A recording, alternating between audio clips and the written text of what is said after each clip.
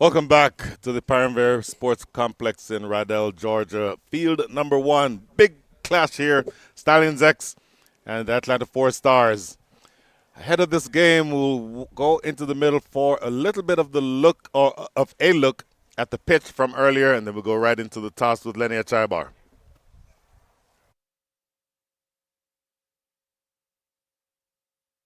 If you're accustomed to the Paramount Sports Complex, you typically see a very bare pitch, a pitch that takes turn. I think this one is going to be a little bit different. If you look at it, very grassy. The grass is rolled in, but it's very hard. I would suspect that this will be a more pace-friendly wicket than the typical wicket that you see here at Paramount Sports Complex. In terms of the field itself, we're playing on the westernmost of three pitches. So it is going to be 65 yards to the west, about 71 to the east. Straight boundaries are 6 to 8 yards each. I don't think that there's going to be any issue. Take the pitch out of the equation, and the team that wins the toss will just prefer to do what they ordinarily do. Whether they bat or ball first, I think the pitch will be fine. Excellent game coming up. We want to welcome you to the second game on pitch number one, the Atlanta Open for 2025. Stallions X is hosting Atlanta Force All-Stars. And we've got the two captains here, Sahil from Atlanta Force and Stallion X, Shayan Jahangir, U.S. international player, along with umpire Noor Uddin. Who's got the coin? All right, so Shayan has the coin. Head is the call. It is tail. Head is the call, it comes up tail. Shayan, you've won the toss. What you'll do? We'd like to bowl first. Okay, any reason for bowling first? Just it's a fresh tournament. The boys are coming from all over the place. So just get going, get in the game before we pick up the bat and try to restrict them as at a low score and try to trace it down. Then. Okay, all your players are in for the first game. Yes, we have our proper 12, one being the impact, and we're ready to go, sir. All right, so thank you very much. Good luck, Sahil. Not a good toss for you, but. We would have bowled first too if you won the toss, but our management has done a great job forming a very young team, so looking forward to have the youngsters grab the opportunity when it comes around. All right, for the audience out there, tell us some of your big name players who have made it to the Atlanta Force this year. We have Heer Patel, who's a very young local talent. Avik is also a very promising left-arm spinner. Aaron Chainchu, who's a minor league opener for Lightning. So pretty promising youngsters, and hopefully they make the use of the opportunity when it comes around. All right, so thank you very much and good. Here you hear from the two captains. News from the center, as you heard from Lenny Achaibar, is that Stallions X won the toss. Captain Shayan Jahangir choosing to have a bowl under very cloudy skies. Lenny Achaibar, good afternoon again. What do you think about the idea when you win the toss under these conditions? Very cloudy, choosing to have a bowl. I think in many instances that seems to make sense. See the long figure of Esanadil marking his run-up. He'll probably bowl in the second over, but as of right now, we'll wait to see who takes up the bowling from the northern end of the ground. Once again, just to let you know what happened so far, it is the Stallions X who won the toss. Captain Shayan Jahangir choosing to bowl. I would think under these circumstances that you would expect a score somewhere around, I don't know, a good first inning score you saw this morning. That 130 came all the way down to the last over. And I don't know that you'll have a similar type of start here today, but I think under most circumstances, you'd favor under cloudy skies to be the one bowling first. Lenny, do you disagree with that statement? Thank you, Brian. Welcome back for the second game. And I get the feeling that the first game we saw between Unlimited Raiders and the Thunderbolts will set the stage of what is to come in the remaining matches of this Atlanta Open in 2025. We saw 130 not holding up. And so we'll have to wait and see what comes here with the news. As you made mention, Stallion X, led by Shayan Jahangir, has won the toss and he's elected to bowl first. So he wants to come from behind. He wants to see what the total is set. And then they'll take it from there. So the two openers out in the middle. Number 28, Aaron Chenchu, he's having a very good T20 career in this part of the country. He's a quality player, Brian. And Atlanta Force All-Stars will be hoping that they could get a good start from Arian Chenchu out in the middle. And we'll pick up the other batter in just a second. But the news, Stallions X, they have won the toss, led by Cheyenne, and they've elected to bowl first. Well, opening the bowling with spin, it's going to be interesting to see whether or not the left arm spin grips the way that you saw it in the first innings. I think you're going to, in the first match rather. It's going to be an interesting match. I believe this is Usman Khalid who will await that as umpire shouts play. And we're underway. Left arm orthodox around the wicket starting. It's actually going to be Kashif Bhatti leading off with the ball for Stallions X. Yeah, good start. When you can get these dot balls in, they become very important. And we've seen some very good spin bowling earlier on.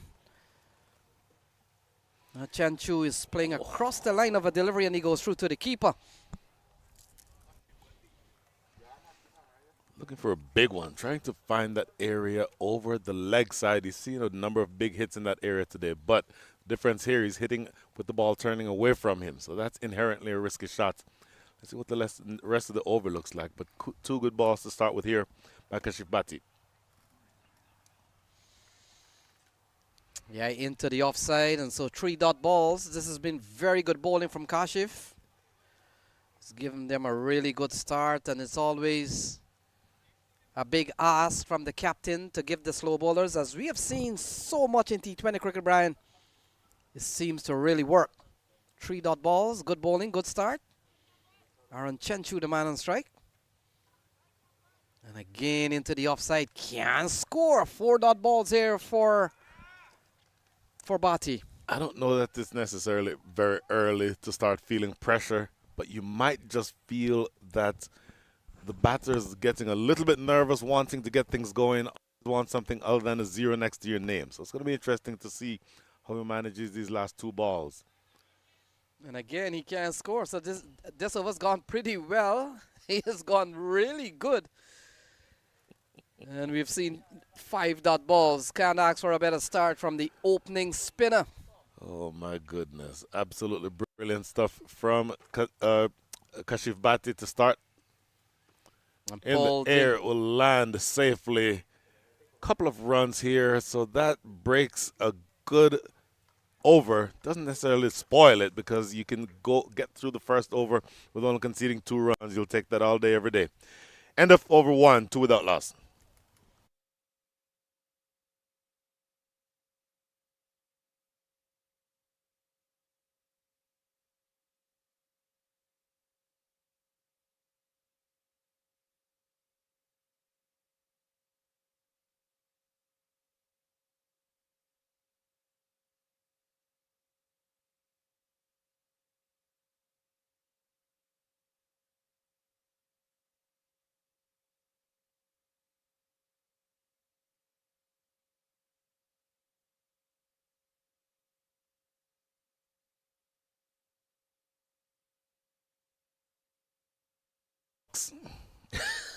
Lenny, we're building the plane as we're flying it here, as we seem to not know who is doing the scoring. So for the moment, we will do our best to keep up with the score. I will tell you that the man with the ball in his hand at the top of his mark is going to be Ghulam Mudassar. Saw an excellent spell of hostile left arm pace bowling throughout the entirety of this Super 8s in the minor leagues a couple of weeks ago. Starts the bowling here.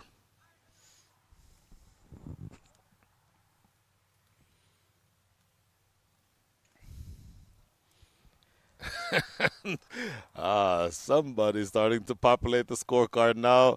Abhinav Sudashanam is the man on strike, facing up to Ghulam Mudassar. And immediately off the mark, working this one down to deep third for a single. Yeah, quiet start for the Atlanta Force All-Stars. They have been sent in by Stallions X. And Brian, we've seen in the past Stallions X has really brought good teams to these tournaments. They've already picked up a bit of minor victory. They won the toss, and we saw a very good over from Kashif. And now we're seeing Ghulam Madasar, who's bowled the ball that is given away one, and will come into bowl to Chenchu. Hits the bat very hard. He's a good bowler, quick bowler. Kind of reminds me of an Usman Shinwari. Left arm, quick, not really very tall, somewhere around maybe 5'9" or so, 5'10", but hits the bat hard. And I'll tell you that he becomes very difficult to score off of. We've talked the entire day, Lenny, about the left armers bringing the ball across the right-handers with that angle from over the wicket. And Brian, we talked about the so many left arm spin. Even the fast bowling department, we're seeing quite a few of them also. I'm interested in knowing from you who the left armers are, either in this game or just on the circuit in the U.S., who most impress you. Left arm fast bowlers, I mean. Well, you mentioned a name, Usman Shinwari. That's one. I've seen him in the West. Stephen Wig is by us. He's now beginning to find his footing at a higher level phase. And here we saw Parrot Car. Here we're seeing Ghulam. Well, we've got Netravalka already. Najaf Shaw, he might be. I, I, I don't know if it's over the hill, but still he gives you some very good overs. So those are the left arm bowler. Arya Garg, another young fast bowler that you probably want to see develop. So yeah, at the top of my head, I mean, if you give me tonight, I'll come back to you tomorrow. What a great delivery. Goes thudding into the gloves of wicketkeeper and captain Shahan Jahangir. I'll give you two more names. Ziaul Haq, we were talking about him earlier today. One who we have not yet brought up today, who has always been one of my favorites, Carmelo Rue. Just tremendous left arm pace all the way around. And I'll tell you, it is becoming so more and more difficult to play with. When they have the right angle going across the right-handed batters, it becomes something to really pay attention to. Yeah, we've seen a very good start here from Ghulam Madasar. Oh, up and over into the offside and could be the first boundary. Big chase here for the fielder. And so a couple of runs off the bat of Abhinav. Abhinav Sunashanam with that strike over the top. That ends over number 2. The 2 runs coming from that over. Make that off that shot. 4 runs from the over. 6 in all. 6 without loss after 2.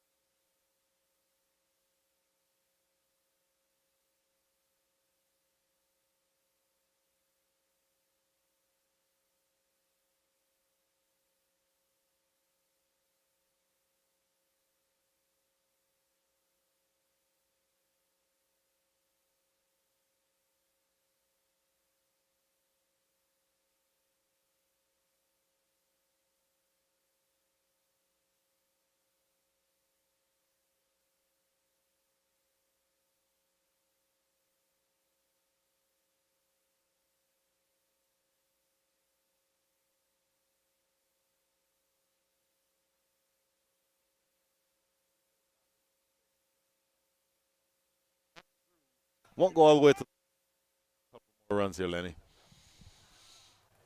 Yeah, the batter pouncing on to a ball that he's made good room. O'Brien, we talked about the complex here. We've seen it. We've seen it in quicker times.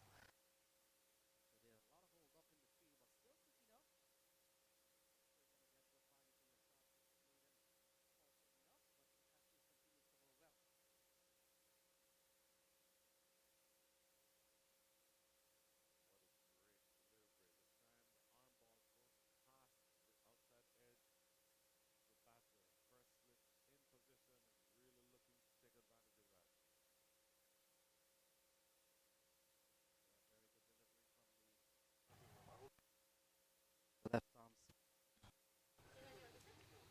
And this has been another good over here from Kashif Bhatti. With still a ball remaining, but he's kept the Atlanta Force All-Star batsman relatively quiet for the time being. Brian Walters. Well, last ball coming up almost halfway through the power play. Not yet 10 runs on the board. You'll get 10 runs here as that's played down the ground for a single. But a really good spell to start here with Kashif Bhatti and Ghulam Adasar operating in tandem. 10 runs after 3.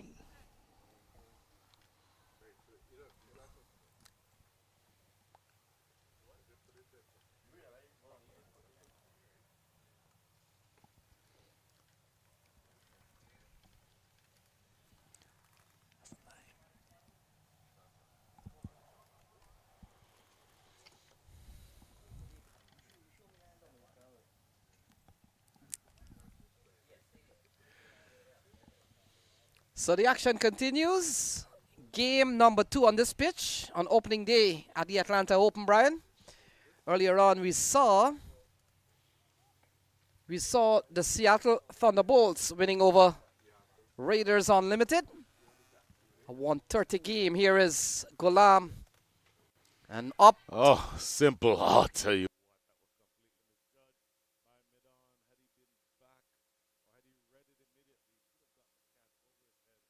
Just really leaning on that one and playing really a nothing shot, Lenny. Yeah, ball just over the head of Sharad Lumba. Just beating the man inside of the circle, and that probably happened because Sharad, like anything else, you're told to walk in with a bowler. Well, you're walking in with the bowler, but when the ball is off the bat, he seemed to not pick it up immediately, and I think that's something he'll want to look at again. A little late on the shot, crashing it into that backward point area, no run. Yeah, we've seen good pace here from Ghulam Adasar.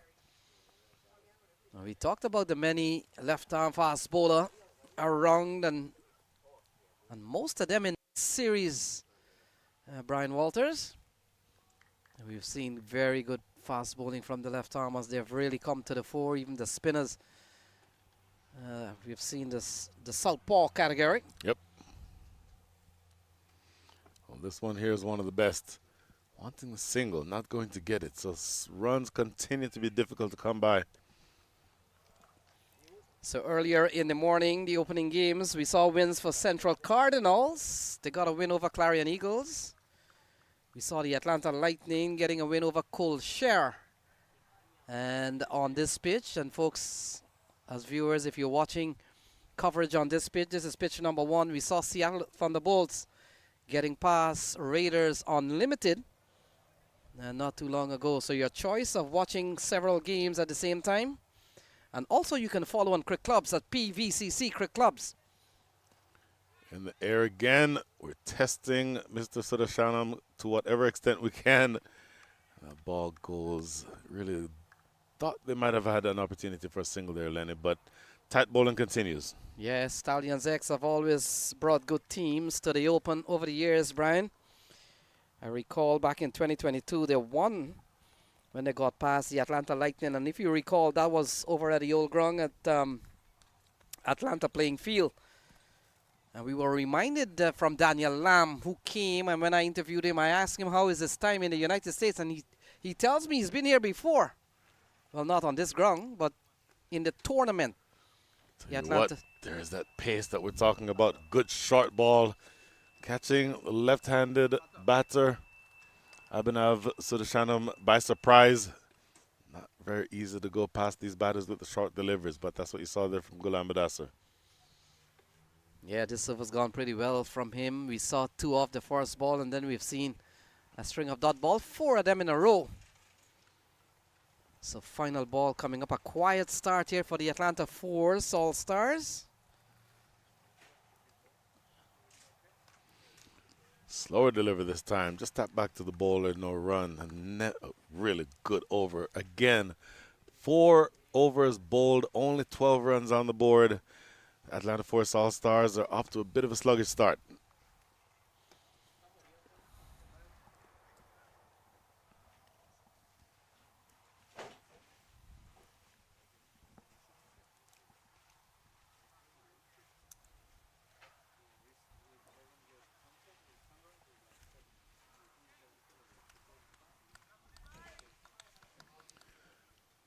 So over number 5 coming up. I think you'll see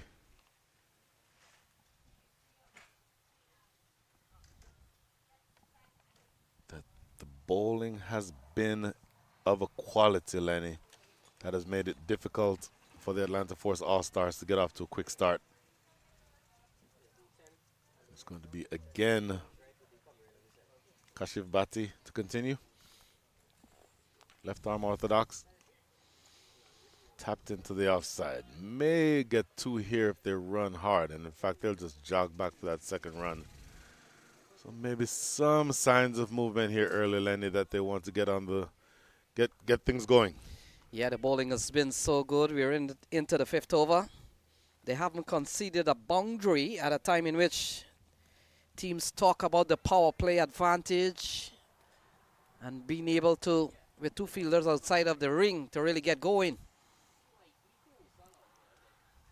Going to work this around the corner. Can't get anything in that direction. Ehsan Adil. You'll see him with the ball later on. Good look at young Mr. Ehsan Adil. Oh, it's such a joy to be around. Good fast bowler. Probably 6'4" or so. Brings the heat. Moves the ball off the seam both directions. It'll be interesting to see when he comes into bowl.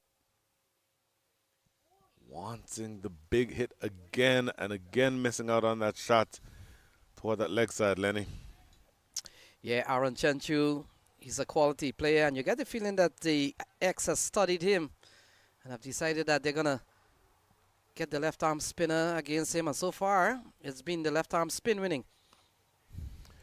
Forcing this off the back foot, a single down the ground. It's interesting that when he essentially realizes that he can go back on the back foot and punch it in the offside, he can get a single there all day, every day. If you try to hit that same ball over mid-wicket, you'll either miss it completely, which he's done twice, or you'll end up giving an easy catch. The fact is, I talked about not having a boundary so far, so if you're bowling in the power play session, Brian, and you're not conceding boundaries, you're really bowling good, and they've gone to just about over 3 runs and over.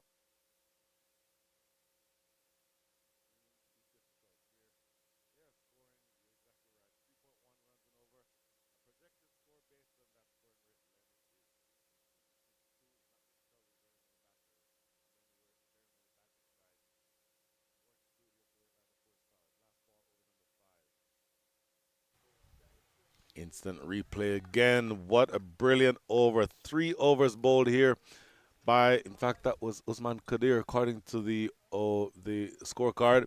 We'll confirm that shortly. In any event, 15 without loss after 5.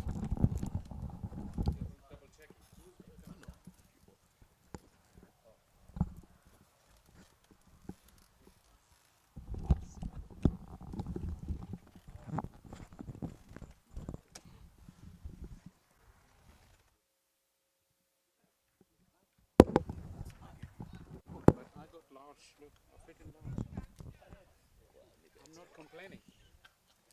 Yeah, you do. You can switch halfway. So 5 gone. We've seen a very slow start from the Atlanta Force All-Stars. Ehsan Adil has been given the ball as Shaw Faisal comes into the box. Yeah, it hasn't been easy for the Atlanta team. Couple of very good bowlers in Kashif Bhatti, who is vastly experienced, and then Ghulam Mudassir.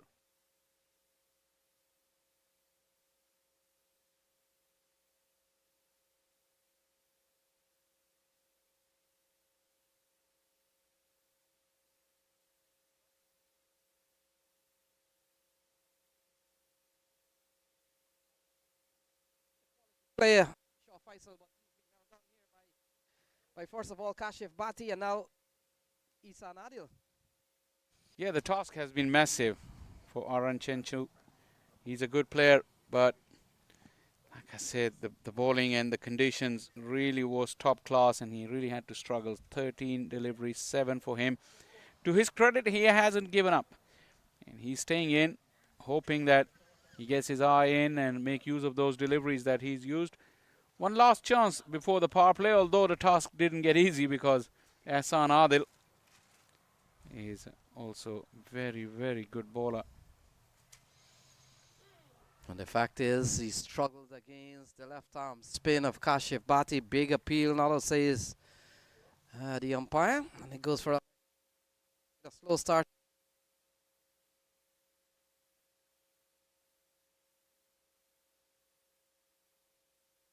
Powerful put together team.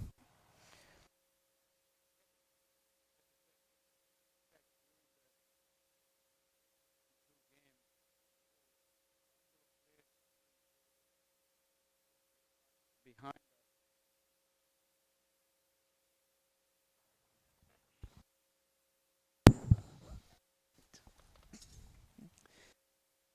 there are quite a few big players in this tournament, so this is one big side here. In fact, in the background you see Kingsman X, and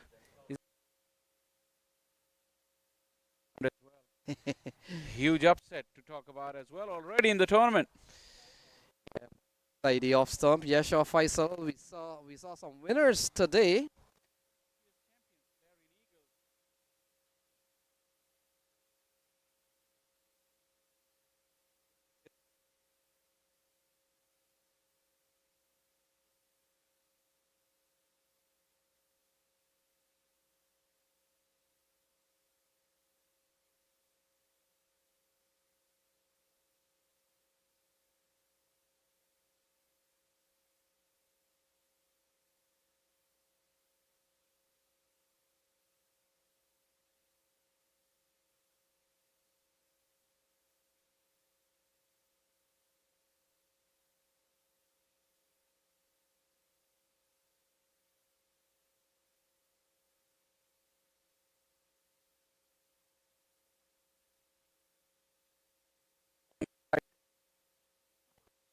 Just in time for the winner of this tournament. He does keep wickets as well. One thing matters, but he cherishes spin bowling, so he could be a key.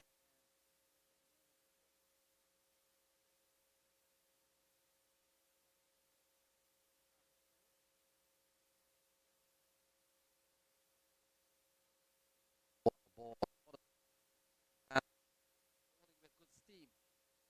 To get a carry. I said at the hit the deck bowler, and it seamed away. It looked like it landed on the seam, and the wicket keeper Shayan Jahangir took it above his waist. Yeah, we talked about Aaron Chenchu, Shaw Faisal. This is probably his quote unquote home ground. A lot of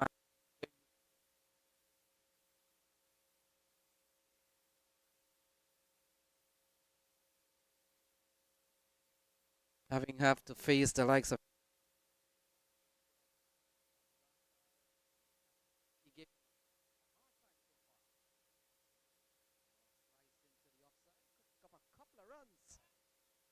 runs have been so hard. In fact, it goes away for 4. So much needed boundary off the bat of Aaron Chenchu. Yeah, that's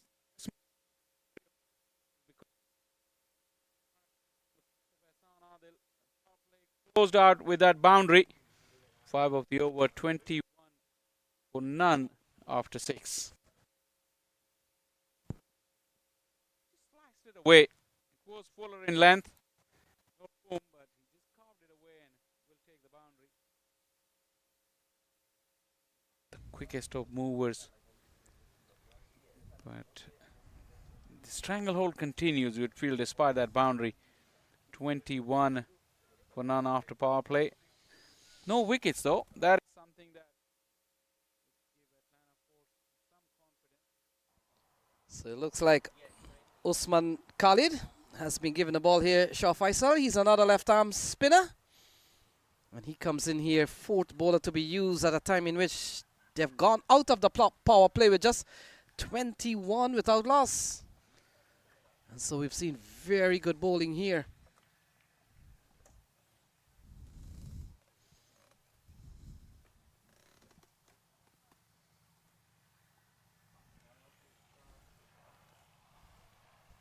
So bowling change. Kashif Bhatti comes off. And a new bowler starts 22 without loss. Yeah, the same mode of operation, though. Left arm spin. More protection because power play is done and dusted. Usman Khalid will have a lot of protection. He's got a sweeper on the off.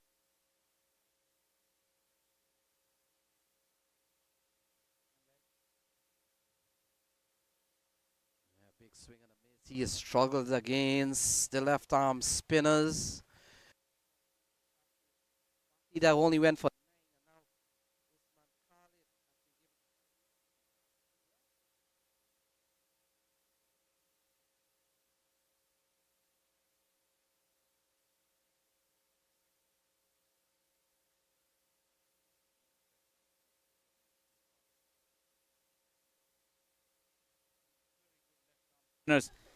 Making life very difficult on a pitches that would turn and bounce. This one is not keeping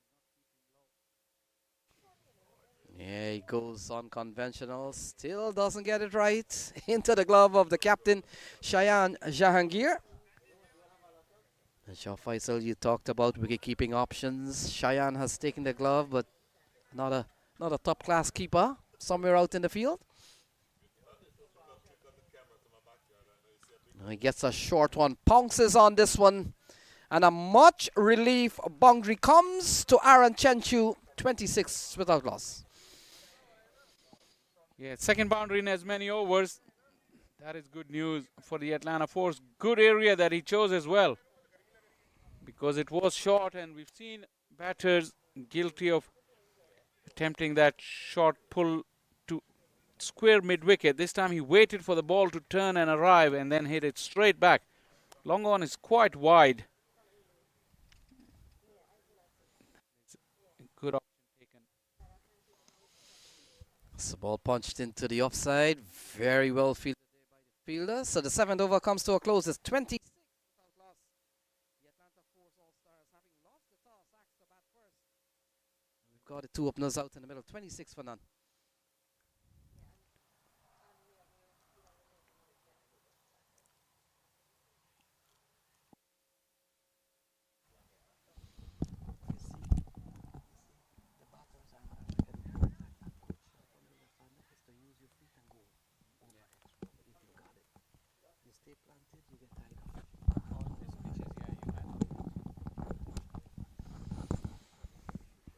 So 7 gone is 26 for no loss. Isan Adil will continue.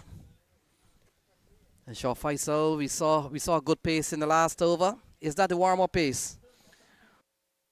Adil is not express, but because he's so skillful and he hits the seam so often, that makes him look quicker than what he is. And that skill, it's really hard to master as well.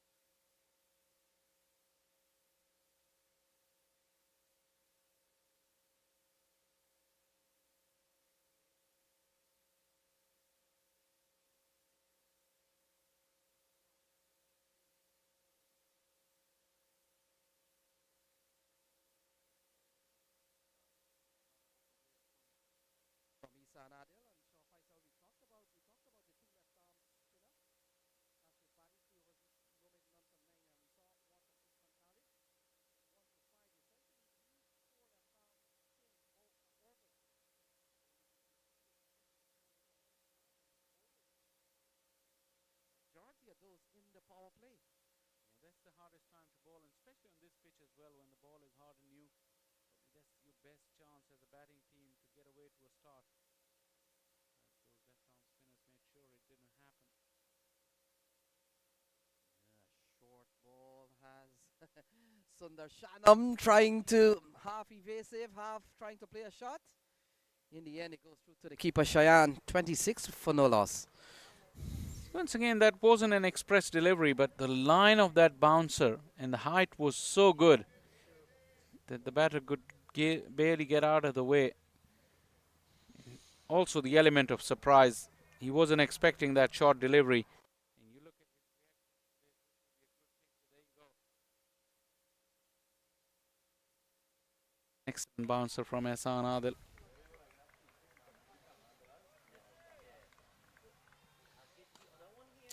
Good shot from Abhinav Sundarshanam. And it finally breaks a jinx of a series of low-scoring shots gone away for 4. Well, the good thing about that was that he held his shape for long enough. And then he didn't try to hit it hard. Just timed the ball. Strong base. And just a little punch. Not much flourish. Not much of a follow-through, but look how far that ball carried. That is good piece of batting. Yeah, sure, Faisal. When you look around, it looks like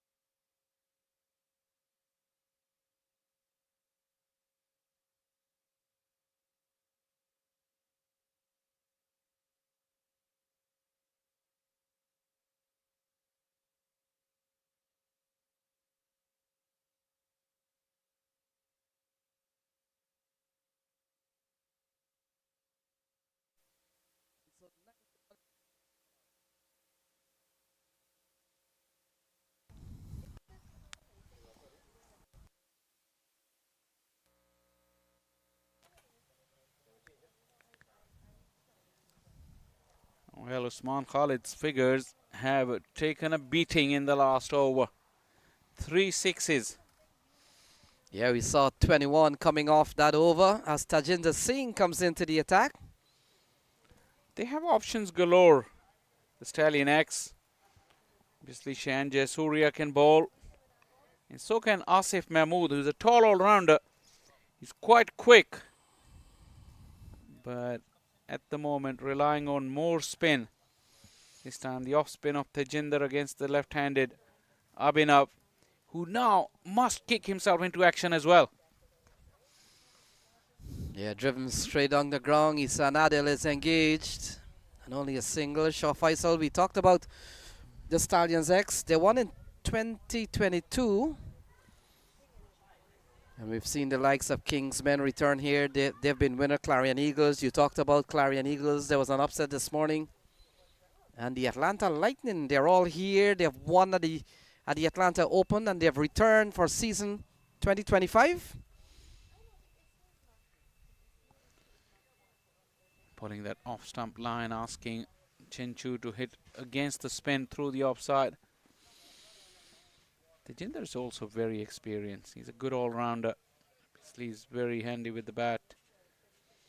Can fill in with a few overs as well. Yeah, the run rate is getting close to 6 now, so a welcome spike in what has been a very ordinary 8 overs or so. In fact, 7 overs. We saw a very big 9th over.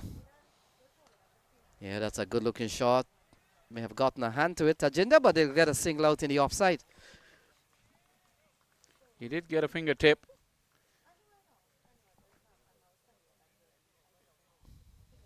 That's 54 runs, the partnership as well.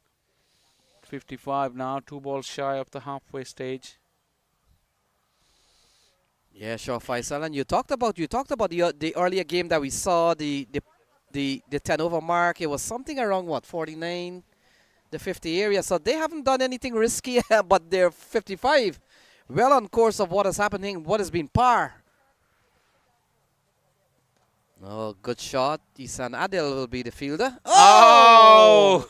He is the fielder, but he doesn't stop the boundary. 59 for no loss. Tajinder not happy. That ball was bouncing awkwardly, but it was struck very, very hard, and Ihsan Adil couldn't put his body behind the line. Flat and hard. Have a look at that. He's taking it too easy at this stage, and now he realized, no, I got to get my body behind. By that time, it was too late.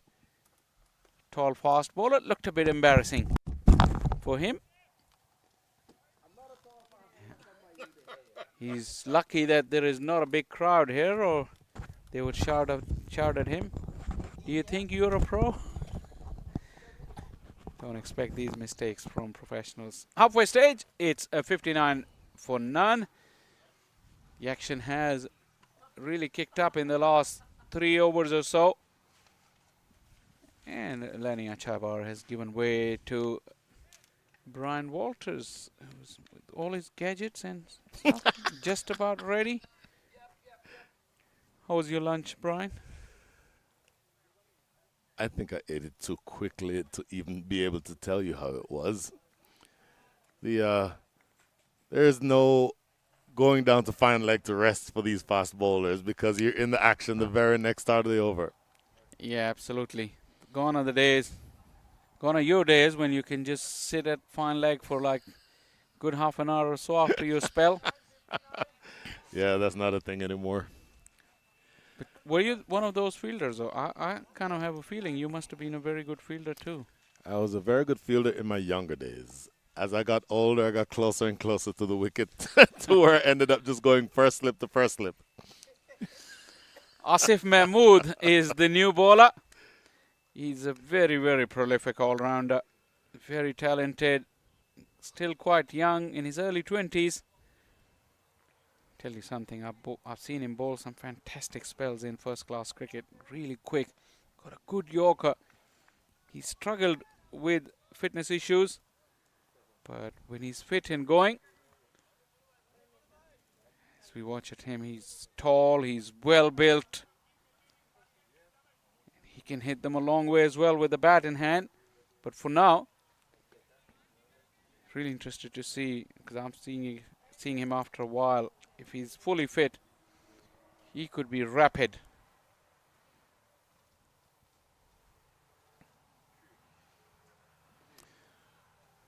Well, it was a very indifferent start earlier on, but they've been picking up momentum in the last several overs, to include that one big over where 21 runs were scored.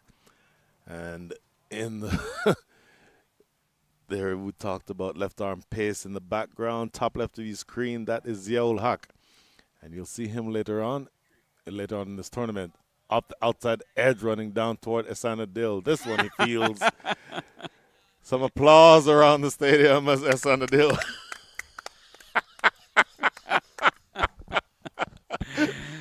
Acknowledging to the applause. In fact, it was us giving him hard time. Smile on his face. He does enjoy his cricket. He's a lovely fellow, you have to say. Oh my goodness. One of just the most absolute gems of a human that I've ever come across at any level of cricket anywhere. Just a really good guy. And an excellent bowler, by the way. So I started saying the start was relatively sluggish. Got some momentum toward the post-power play overs. And now going almost at a run a ball. 5.81 and over. That's a wide down the leg side. So that puts the overall run rate for the innings at 5.9. Projection of 118, but they've not yet lost any wickets. Gone straight up, but lands safely. And Brian, you'll be surprised if I tell you that out of the 3 innings that we've seen on this field, this is the best result of the first 10 overs. They haven't lost a wicket, and they've scored more runs than the previous 2 in their first and second innings of the match. So they were 21 after 7 overs. So that is the kind of resurgence they've had in the last 4. That is the Yorker I was talking about, Asif Mahmood. Not a whole lot you can do with that. When it pitches on the popping crease, you essentially just have to keep it away from the furniture, but not necessarily very many scoring options with that type of ball. And one more thing to this partnership. This is the best partnership on this field for the first 3 innings that we've seen. We saw lack of partnerships in the first game, and they've come out. Could they accelerate? This is going straight up. Ehsan Adil gets to it and takes it brilliantly. You feel like he had a feeling he owes one for the team. And he put the hard yards and caught it cleanly. That is a magnificent catch. Well, the misfield on the boundary that went for 4 was pretty ordinary. This is the opposite of ordinary. That is a long run, probably 25 or so yards for the big fast bowler. And just getting there to snap that one, I would say 6 inches off the surface. Really good catch. Sprinting in. This will give us a good luck here. Coming from the center of your screen, now the left rather. And look at that diving attempt. That is not easy. He doffs his cap at the same time. I don't know if he was keeping his cap on his head or doffing it in terms of being able to say thank you very much. That's what I did. But a great piece of fielding nonetheless.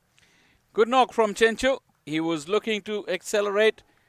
He's perished in the cause after a good opening partnership. Atlanta Force are now 63 for 1. It's hot around the ears.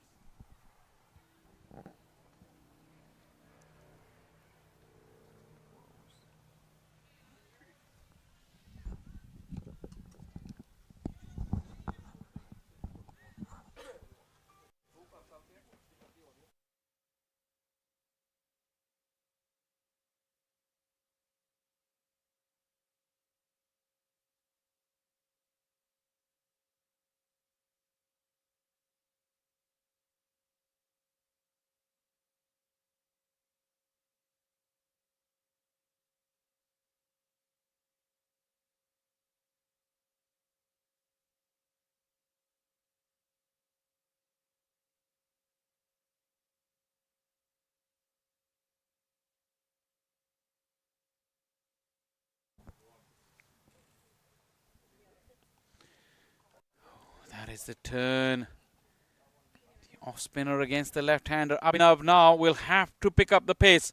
20 of 33 after Chinchu's dismissal. Can he move up a gear? Dots would not help.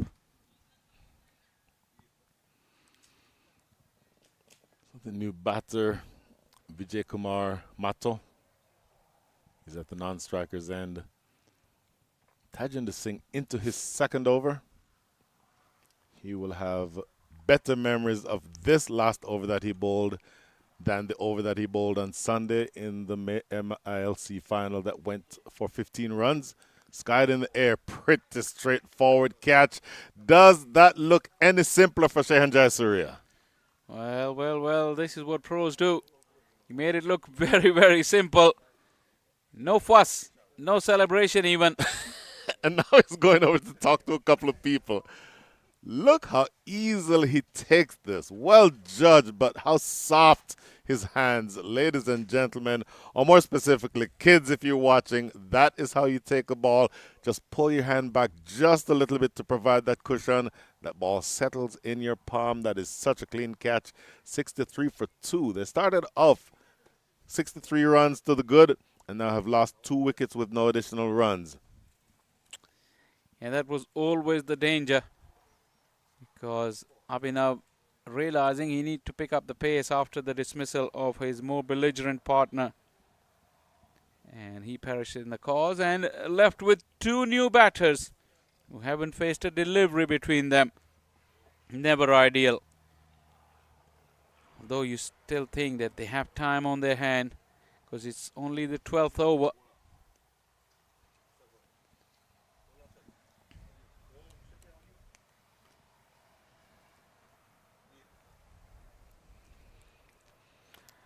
Beautiful pictures coming to you from Sports 360 production. Obviously headed by the one and only Vinod Mamchan. He's around. I don't see him doing much though. Well, when you're the big boss, you don't need to do very much. Jason is doing all the work. You walk around and your underlings do all the heavy lifting. You walk around with your beautiful wife on your shoulders and you just look cute. That really is the only job for Vinod Mamchan these days. Yeah, but Sport 360 really providing wonderful coverage. Not easy cover, multiple grounds. We've got a full stream coming up from Field 5 as well with commentary, but 3 more venues. And simple stream coming. That is a huge operation. Credit to you guys. Well done. Keep it coming. That is a double wicket maiden, Shah Faisal. Don't see that very often. I apologize. It's a wicket maiden. The last ball. Atlanta Fire. Star-studded Atlanta Fire. One of the favorites.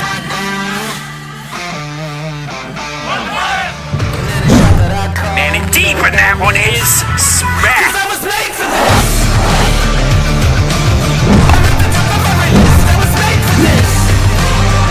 Oh, this one is lobbed into the onside, a slow, short ball.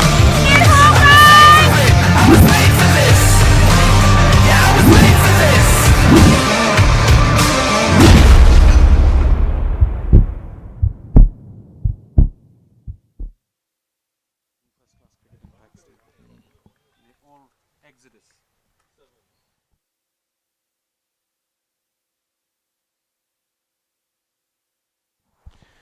Kaushik Bhatti, the experienced man, probably for the first time on these shores.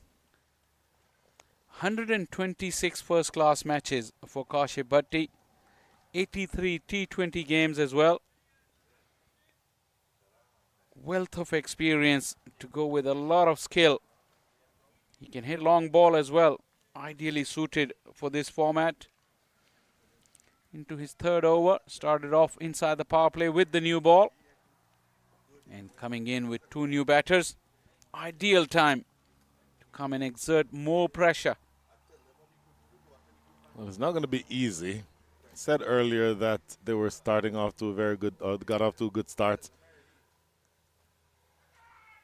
And they looked to sort of accelerate toward the back end of the innings. That acceleration has absolutely slowed down. The run rate now down to 5.25. what's not slowing down is the ball is following Asana. Wherever he goes, the ball just follows him, and look at that smile on his face.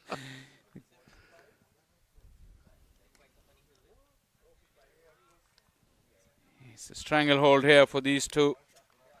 Obviously, the gulf of quality and experience way too big.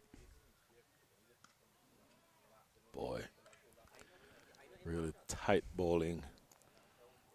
You notice, Brian, what he does. He doesn't give much time to the batters as well. Yes.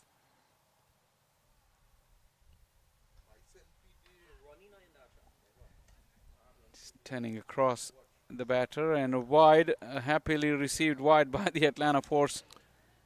Happily received indeed. That's just the second wide of the day, the third extra in all. It's a well-bowled game in all aspects. Oh, what a beautiful delivery. That little bit of drift away and then turn back into the left-hander. It went over the top of the middle stump. Look at that wry smile on Kashif Bhatti's face.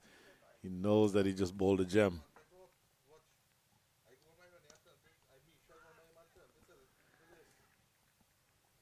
Just a single available. He ran the first run hard, but nothing more than that. 3 of the over. 13 gone, 66 for 2.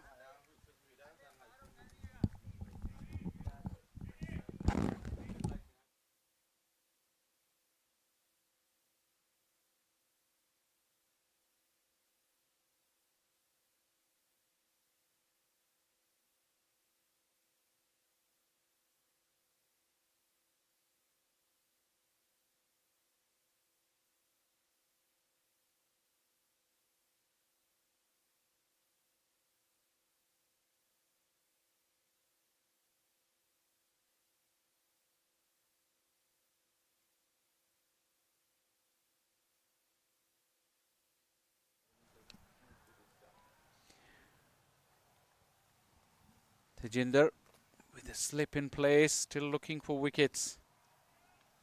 Oh, bowled him. Came in with the arm and went through the defenses. Too good. And the wickets continue to tumble. 63 for none has quickly become 66 for 3. Wow.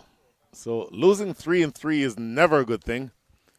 And I think you see here, you mentioned it. It's the arm ball from Tajinder Singh. Just going on with the arm and beating, I have to say, a pretty lethargic prod. Not really doing anything. And in fact, going across the line. You want to keep that one in the V. He's looking to work that into the leg side. And you'll pay for that every time if the ball is on the stumps.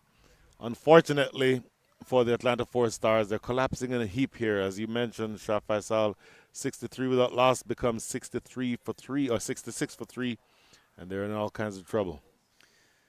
Yeah, and the cult hero from this part of the world, Ridwan Palash, has made it to the middle. He's an ever-present with Atlanta Fire rather.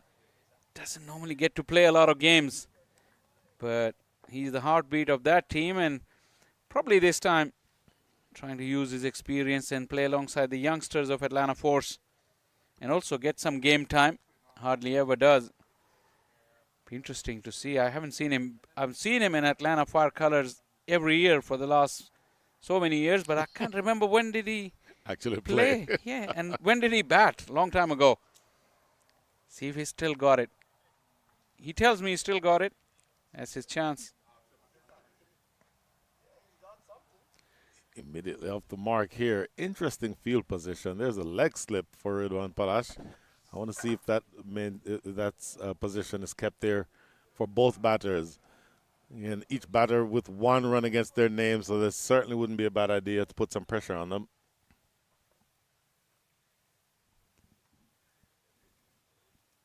The spinners have really bowled well.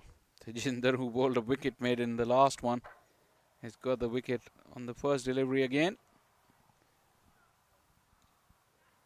This won't be made in, but he's already got the wicket. But yeah, at the halfway stage, they looked so promising with 60 for none. Next 3.5 overs, they've gone nowhere. If you want to think of what a big score looks like, maybe not a big score, if a competitive score, If you want to define a competitive score as, let's say, 130, the game this morning, the first innings was 130, it got into the last over. So let's use that as a sort of a high water mark. From here, you'll need to go at 10 and over to get to 130. Oh, missed that. There's a no ball. My apologies. No ball into the free hit. How much trouble is a spinner in from 3 steps who bowls a no ball? He actually knocked the bail off with his knee. Ah, missed it live. Helped it on its way, making full use of that free hit. Vijay Kumar needed that. And so did Atlanta Force. And that will make it into a good over. Because the free hit boundary and singles have kept coming in this over. Just using the pace and lifting it over that fielder in the ring. So it's a free hit, so not much risk in that shot. In fact, no risk whatsoever in that shot. But you'd want that ball to be more outside the line of off stump if you're Tajin to Singh. Just like that. Yep, that would have been perfect. Make him hit your good balls for 6. But the delivery that goes down the leg side certainly is not going to be one that is going to do you much good.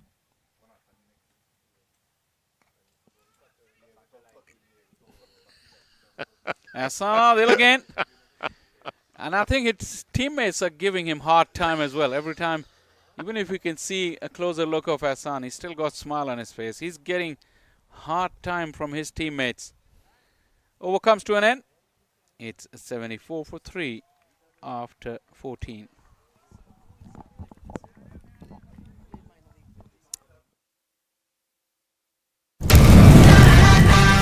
Atlanta Fire. Star-studded Atlanta Fire, one of the favorites.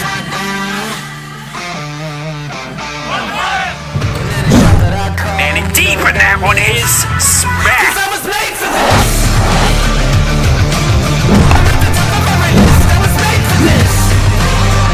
Oh, this one is lobbed into the onside. A slow, short ball.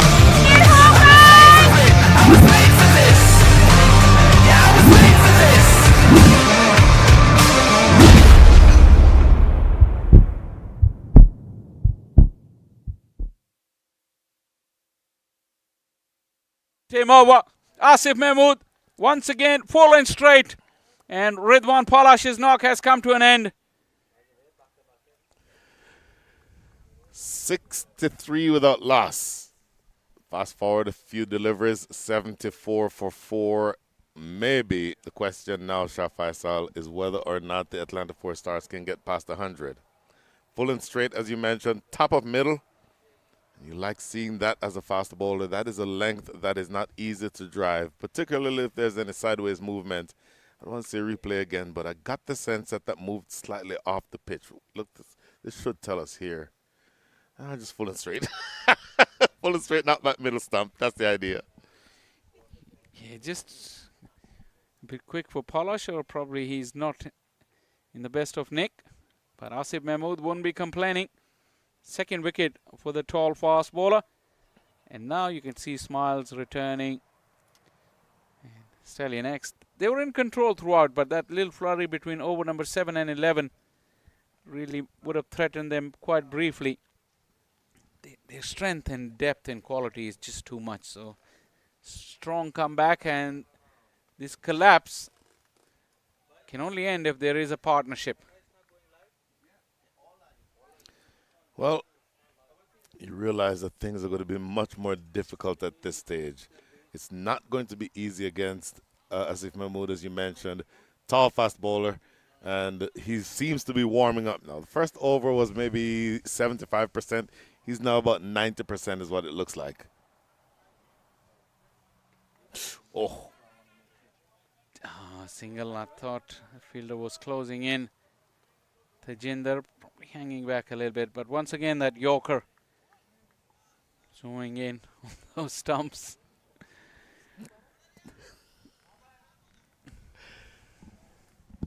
Well, ball is following you, Hassan. So yeah, that's correct.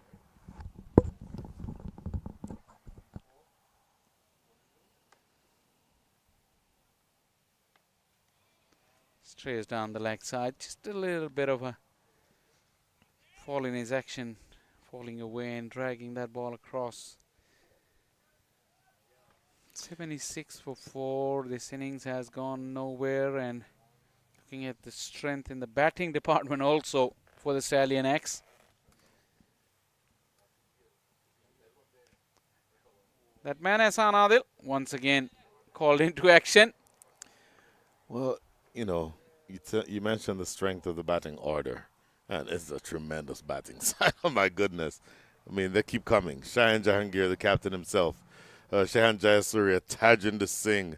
Those three names, not to mention Sharad Lumba. Even you might not even need the youngsters like Arya Kanantha, but I think, and let's not even forget about the man who scored 90 runs in the minor league final on Sunday, Faraz Ali. You would think that if you had a win predictor, Shah Faisal, that it would be about, at this stage, even without this inning being finished, about at least 75-25 at this stage. Yeah, I mean, the dominance is such that you can feel it. The body language of the Stallion X as well. They're looking very comfortable, just enjoying a day out now in the sunny Paramveer. Yep. Sun is trying to break through. Helped it on its way just for a single. But these are gorgeous conditions, Brian Walters. You've been to the Atlanta Open when last year, this time of the year. The conditions are just perfect for playing and watching cricket. It's interesting because this part of the country, it is as likely to be 80 at this time of the year as it is to be 45. And we've had years where we're bundled up over here in October calling this match, and then today where we are all wearing short sleeves, except for you, Shah Faisal, because you were not you without the official sports coat. Well, for obvious reasons, I have to wear it.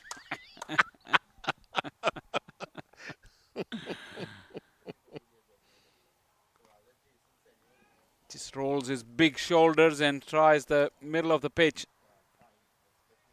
to close out. Over number 15. It's 80 for 4, Atlanta Force with 5 to go.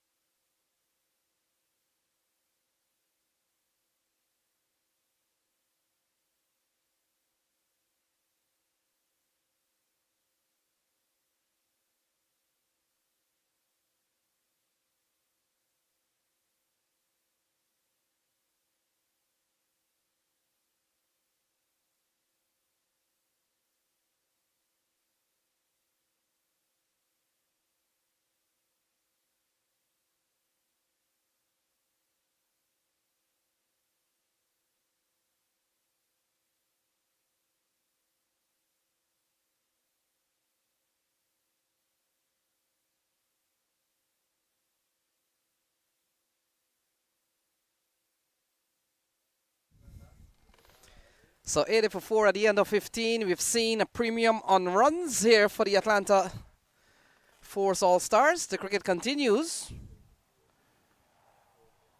And Brian Walters' runs have been hard to come by, but they got 63. First wicket fell at 63. You're batting at 80 for 4.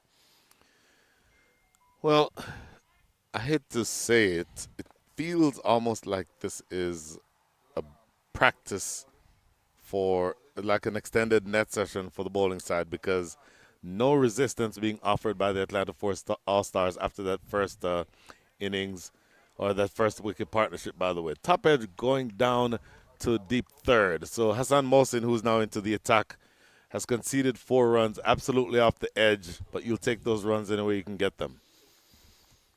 Yeah, the man on strike, Saeed Askari. Doesn't matter how they come, and now we come down to 28 balls. Atlanta Force, and you talked about the powerful batting lineup from Stallions X. We saw earlier on in the first game, 130 didn't hold up. The question is, what are we looking at? 84 with 28 balls, run a ball will put you to 112.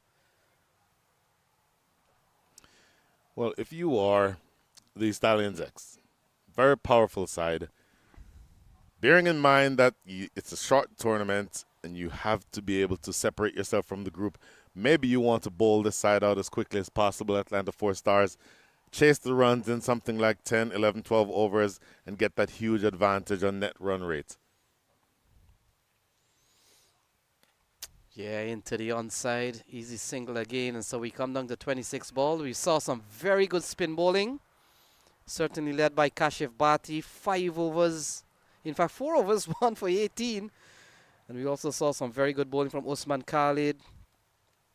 Tajinder Singh has bowled well.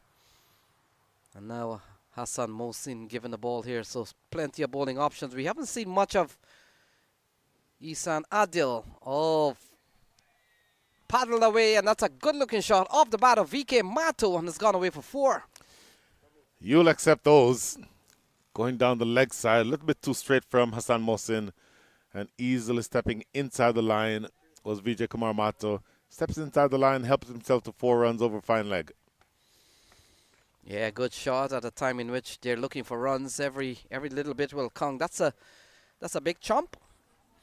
And so we now come down to 25 balls. Brian Walters, we've seen, and we talked about the Stallions X has had good run at the Atlanta Open, having won in 2022. So they come back here looking for more in 2025.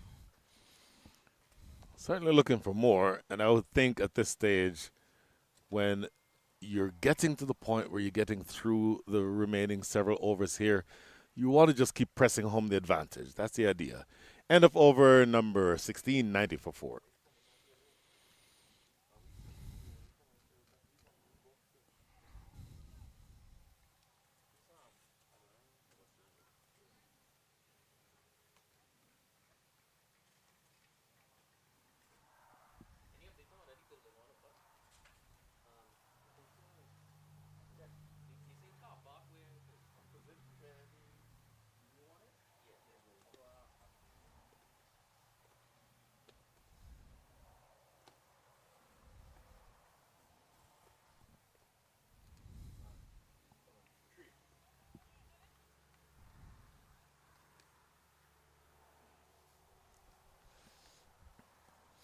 So Usman Khalid comes into the attack shot for Brian Walters. Well, we do look exactly alike in your defense, Lenny Acharbar.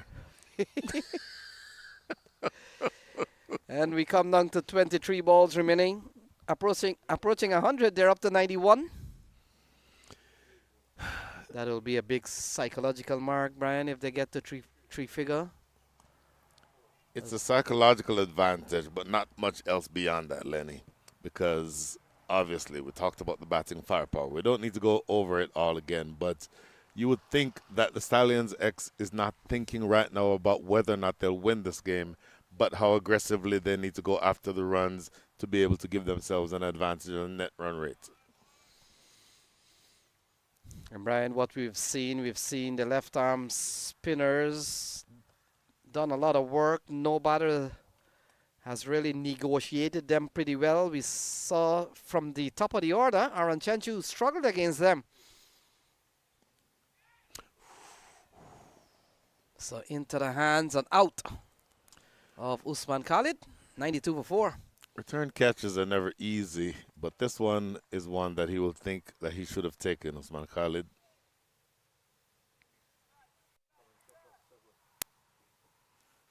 Replay telling the story there. I think under most circumstances, as a left-arm slow bowler, you want the return catches to your left, and it wasn't hit very hard. Under most circumstances, he would have wanted to have taken that. So this over's gone pretty well for Usman. Just a couple of runs. Look at that. Completes with just 2. 17 gone. It's 92 for 4.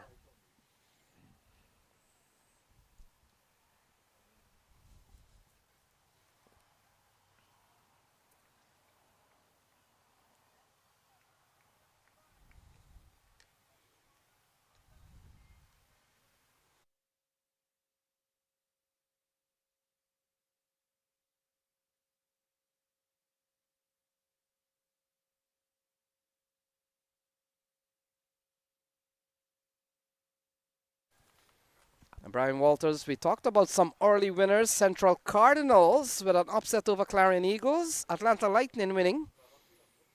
They got the best of Cole's share, and we also saw right here on this pitch, Seattle Thunderbolts got the better of Raiders Unlimited. So already 3 teams with points on the table. Second round games on tap all across the complex. Kashif Bhatti coming in for his last over here.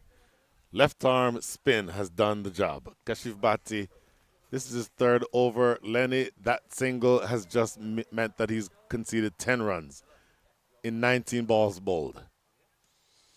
Smashed a long way outside. Oh my goodness, what an effort from the fielder. But it still may have gone for 6, and that's a massive strike from the batsman.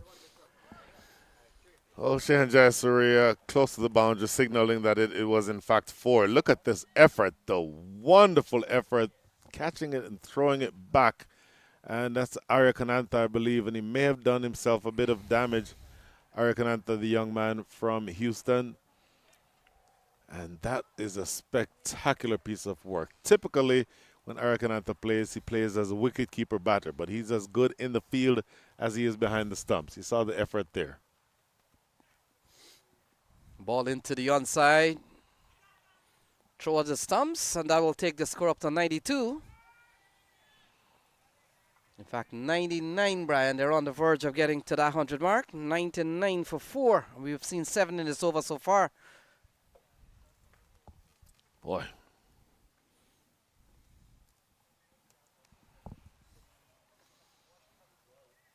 What a spell. Talked about the spell from Kashif Bhatti. He's about to close his spell. A little bit expensive in this over, but I think he did well to strangle the opposition.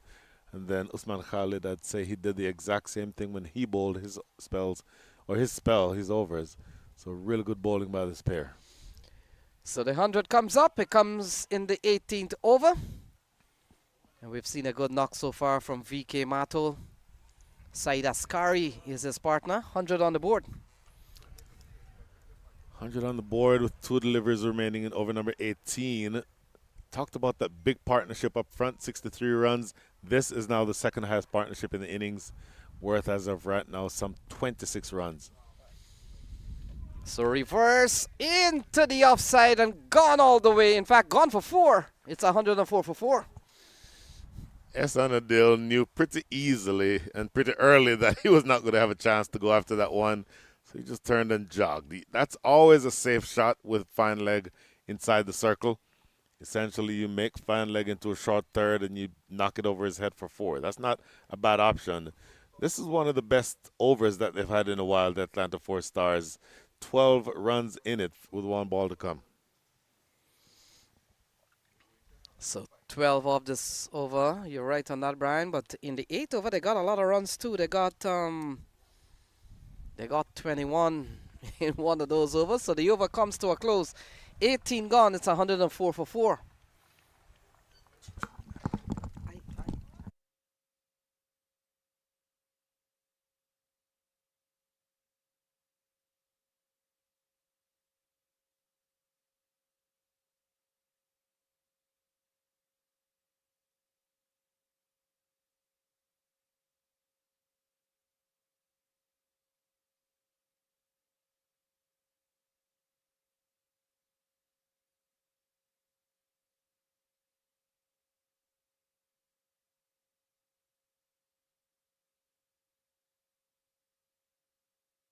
So 104 for 4. And Brian, we come down to the last 2 overs. Who's been given the ball here? It looks like Usman Khalid. It's actually going to be Asif Mahmood. Asif Mahmood has bowled well, bowled with pace.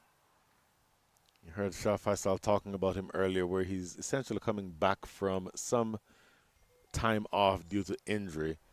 And when he is fully fit, he is lightning fast. I said earlier he looked like he was bowling at about 75%.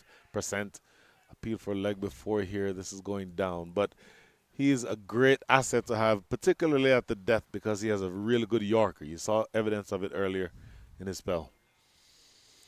Yeah, we saw the usage of Isan Adil. We saw Gulam Mudassar. Now we're seeing Asif Mahmood, the fast bowler to be used. Other than that, we have gone to the spinners of Usman Khalid, Kashif Bhatti, Tajinder Singh, and Hassan Moshin also bowled some seam. Yep. Oh, that's a lovely strike into the offside, and may well run away. In fact, the fielder will come around 2 runs off the bat of Saeed Askari. Just trying to read the tea leaves and see who will be bowling that 20th over. Doesn't make a tremendous amount of difference. The psychological advantage of getting to 100 has been reached, but on balance, not a very challenging score, you don't think. And Ehsan Adil appears to be warming up, so I would guess that he would be the one tasked with bowling the 20th over. So Saeed Askari has played a good hand considering what has happened. Oh, looking to go with one of those ram shot. Doesn't go too well. Onto the stumps. And another wicket goes on. 107 for 5. Look at that dance from the bowler Asif Mahmood. Saeed Askari trying the scoop shot. Not a bad idea with fine leg inside the circle, but not a good idea if the ball is on the stumps and full. And so it becomes difficult to get under those balls. And if it's that full and if it's that straight, you're essentially running a risk of having exactly what happened actually happen. So you'll not like that very much, Saeed Askari. 107 for 5. This will give us a good look again. Look at him walk right across, but it's full and it's straight. At that length, and he actually edged that onto his stumps. Looking at it live, I thought it was just clean bowled, but edged it back onto his stumps, Lenny. So he helped dismiss himself. So the captain, Sahil Charania, comes to the middle. And we've got 9 balls remaining, 3 in this one. And then let's see if Isan Adil will bowl the final one. You said he was warming up. So 9 balls remaining. It's 107 for 5. Captain out in the middle along with Mato. Mato has batted well for 21. Yeah, powerful shots past the bowler. Can't score. So, Brian, we've got 8 balls remaining.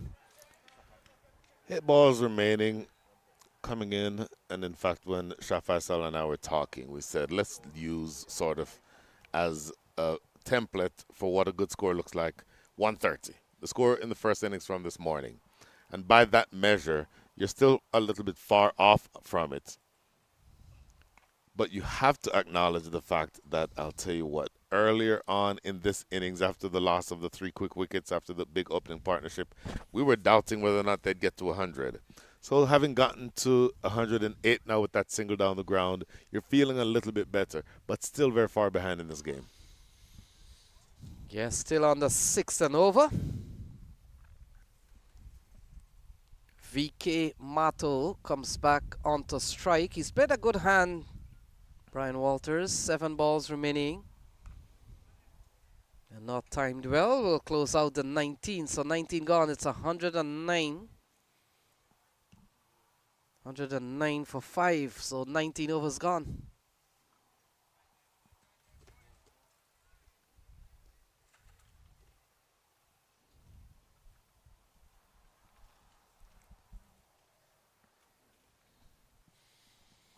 So Isan Adil, as Brian Walters predicted, has been given the ball.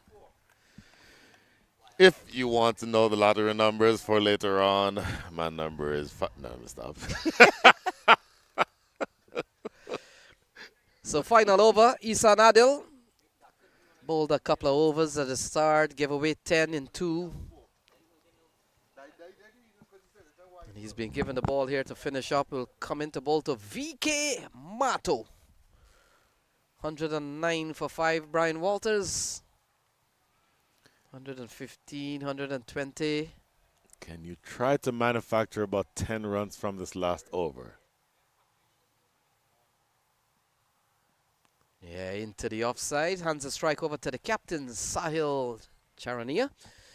And we come down to 5 balls remaining. We saw 130 posted by Raiders Unlimited earlier on. Ehsan Adil typically bowls a very short of length delivery. not many times that he goes to the Yorker. So if you're looking for a scoop shot to play, and if you wanted to get it, for example, over short third or to the square of deep fine leg, he would be a good bowler to try that type of ramp shot too.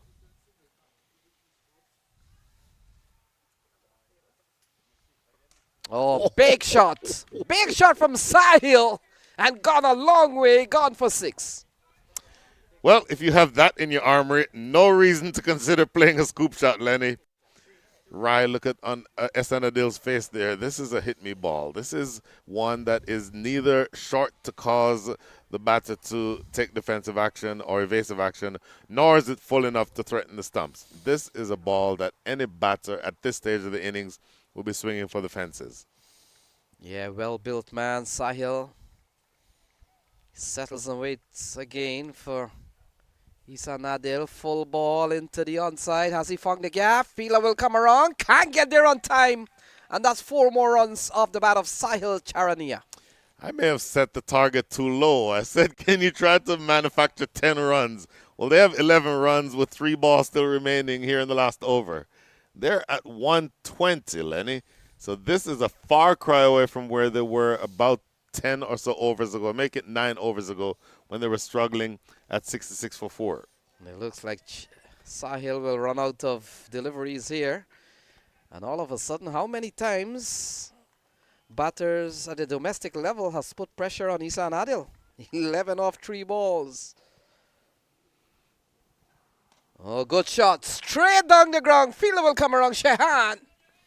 And does well to keep the ball inside the scamper for a second run. And is he home? Couple of runs. 13 off this over. It's 122 on the board. Always coming back for the second run. You know the throw is coming to the non-strikers end. Esanadil immediately taking a shot at the strikers end. And I'll tell you what, if that's a direct hit, he might have found himself short there, Sahil Charania. But he lives to fight another day. 2 balls remaining, and he has 2 more opportunities, you would think, to go after Esanadil here. Yeah, you're beginning to feel that Sahil has come out a little too late. Does have the potential. We've seen it already. 13 off the server. 2 massive shots. Isan Adil. Into the onside. Will only get 1. Chance for a 2. He comes back. The throw comes in. Good one. And so run out 1. 123 for 6. 123 for 6. You have to be committed to going for that second run. Even if you run, turn hard and come back quickly and realize that it's not going to be there and then back off. But he jogged the first one and then was hesitating and going back for the second. He was out by a good, 5 yards. Look at this again. If you see the look on the batter himself, this shows the ball going into the outfield. But on the turn, didn't quite see it here in that replay, but he decided very, very late.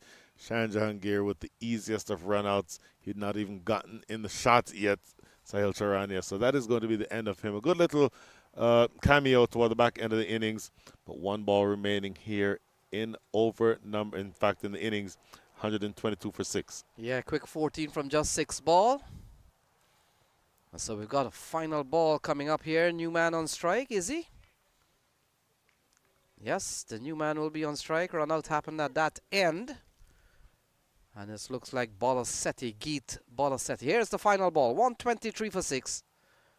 And a foolish ball into the onside. That will complete things. And it's 124, Brian.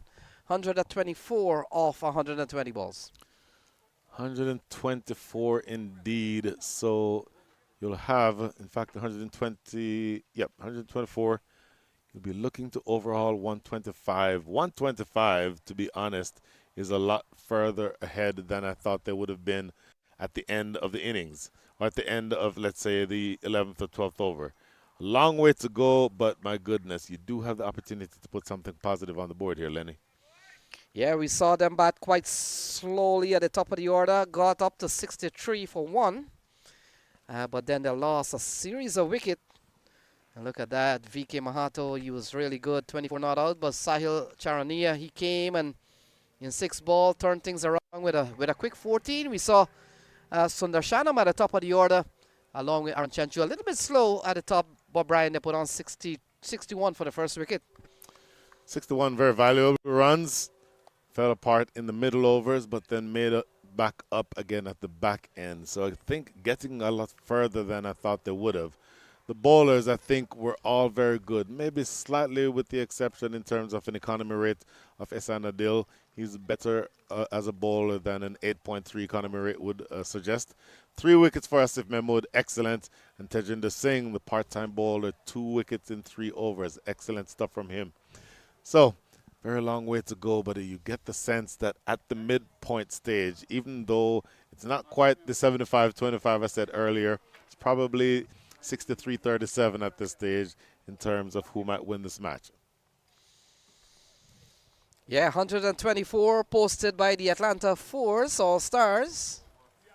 A powerful put-together Stallions X will reply to 125 from 120 balls. He essentially asking 6, just over 6. Well, in the meantime, while we wait for the mid-pitch or mid-innings interview with Shah Faisal, we can just talk about whether or not we think, what are the odds of the Atlanta Force All-Stars being able to defend 125 runs, Lenny? You never know, Brian. I'm not gonna engage in that kind of conversation, whether or not 125 can hold up. But I think we're ready. We go over to Shah Faisal, who's got an interview. I've got alongside me Asif Mahmood, bowled brilliantly. 3 wickets for you, Asif. How did you find the conditions? Yeah, but thank you so much. Like we are playing here for from last 3 years, 4 years. So we know the condition. So just we make the plans according the condition. So lot of slower ones, so cutters, so that get high success. Okay, and you like to bowl in the middle phase of the over, or any preference with that? You like to bowl with the new ball? What is your personal preference? Yeah, I can bowl like every situation, and I like to bowl on difficult conditions, difficult situations. So, but it depends on the captain and team management. So they decide to I'm good in the middle. So I'm happy.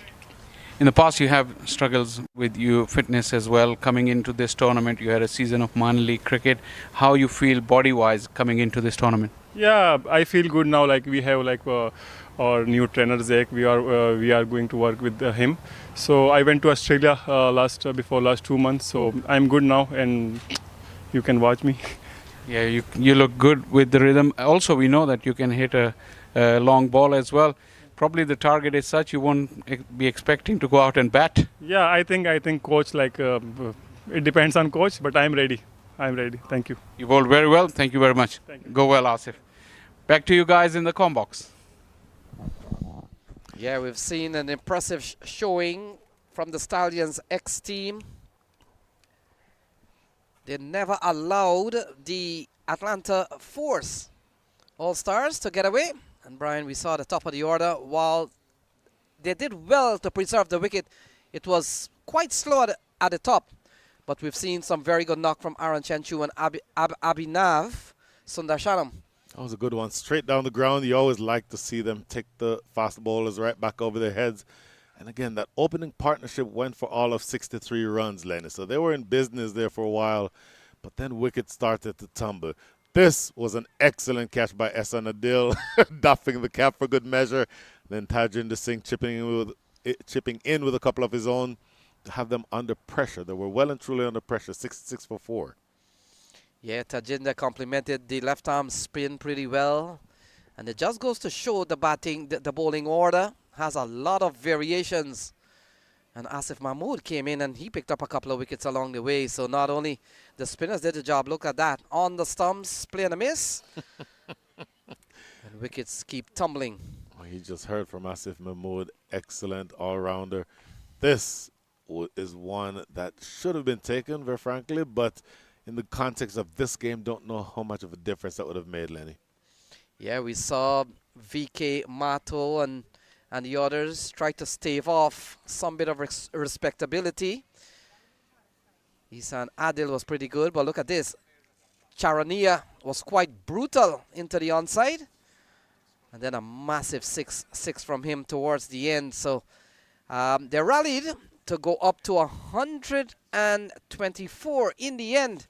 As we look at the latter stages, unfortunately for the All-Stars, this man was run out. Other than that, 124 posted by the All-Stars. We'll take a short break and resume the chase with the X needing 125 from 120 balls.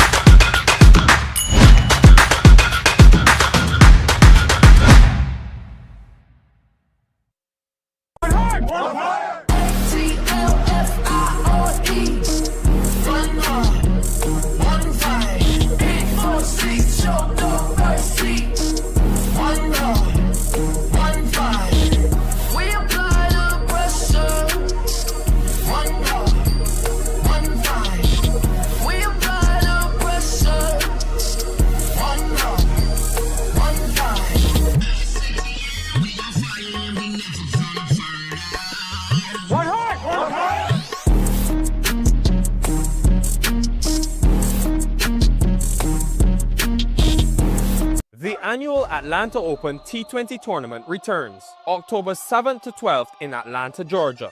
Presented by Atlanta Fire Cricket and Tarek Real Estate, 12 teams packed with the best domestic and international T20 talent will be on show. Catch live action on the MLC Network, Willow Cricket and T Sports. Atlanta Fire, star-studded Atlanta Fire, one of the favorites.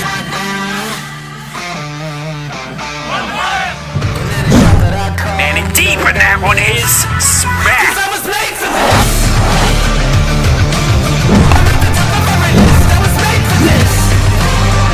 Oh, this one is lobbed into the onside. A slow, short ball.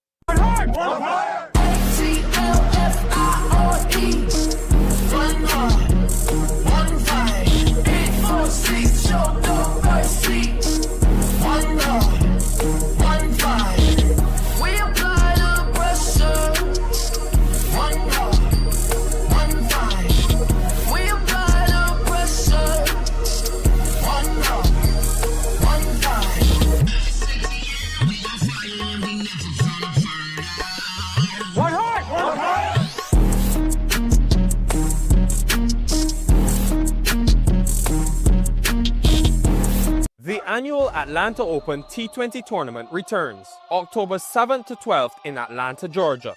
Presented by Atlanta Fire Cricket and Tarek Real Estate, 12 teams packed with the best domestic and international T20 talent will be on show. Catch live action on the MLC Network, Willow Cricket and T Sports. Atlanta Fire, star-studded Atlanta Fire, one of the favorites.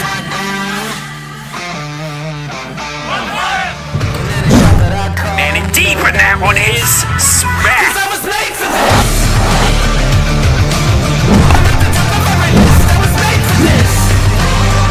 Oh, this one is lobbed into the onside. A slow, short ball. I was made for this. Yeah, I was made for this.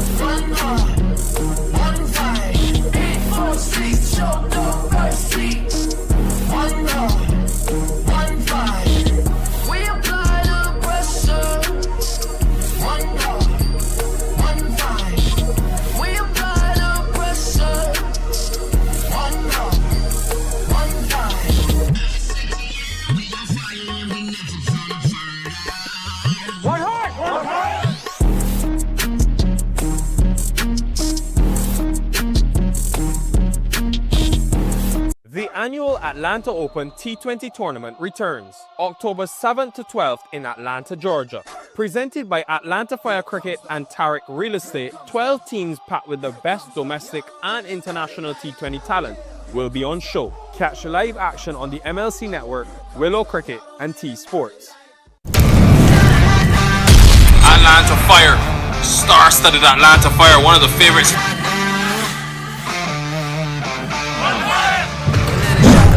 Man, indeed, but that one is smack.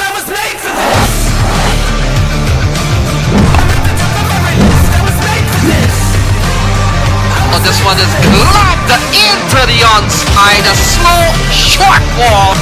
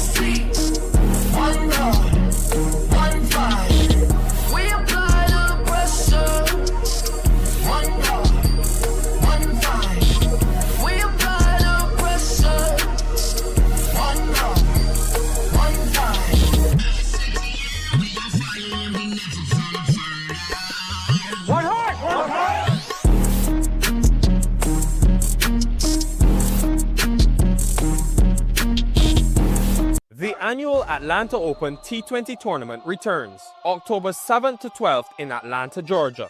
Presented by Atlanta Fire Cricket and Tarek Real Estate, 12 teams packed with the best domestic and international T20 talent will be on show. Catch live action on the MLC Network, Willow Cricket and T Sports. Atlanta Fire, star-studded Atlanta Fire, one of the favorites.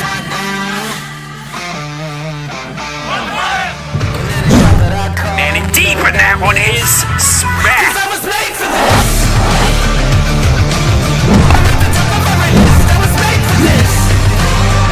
Oh, this one is lobbed into the onside. A slow, short ball.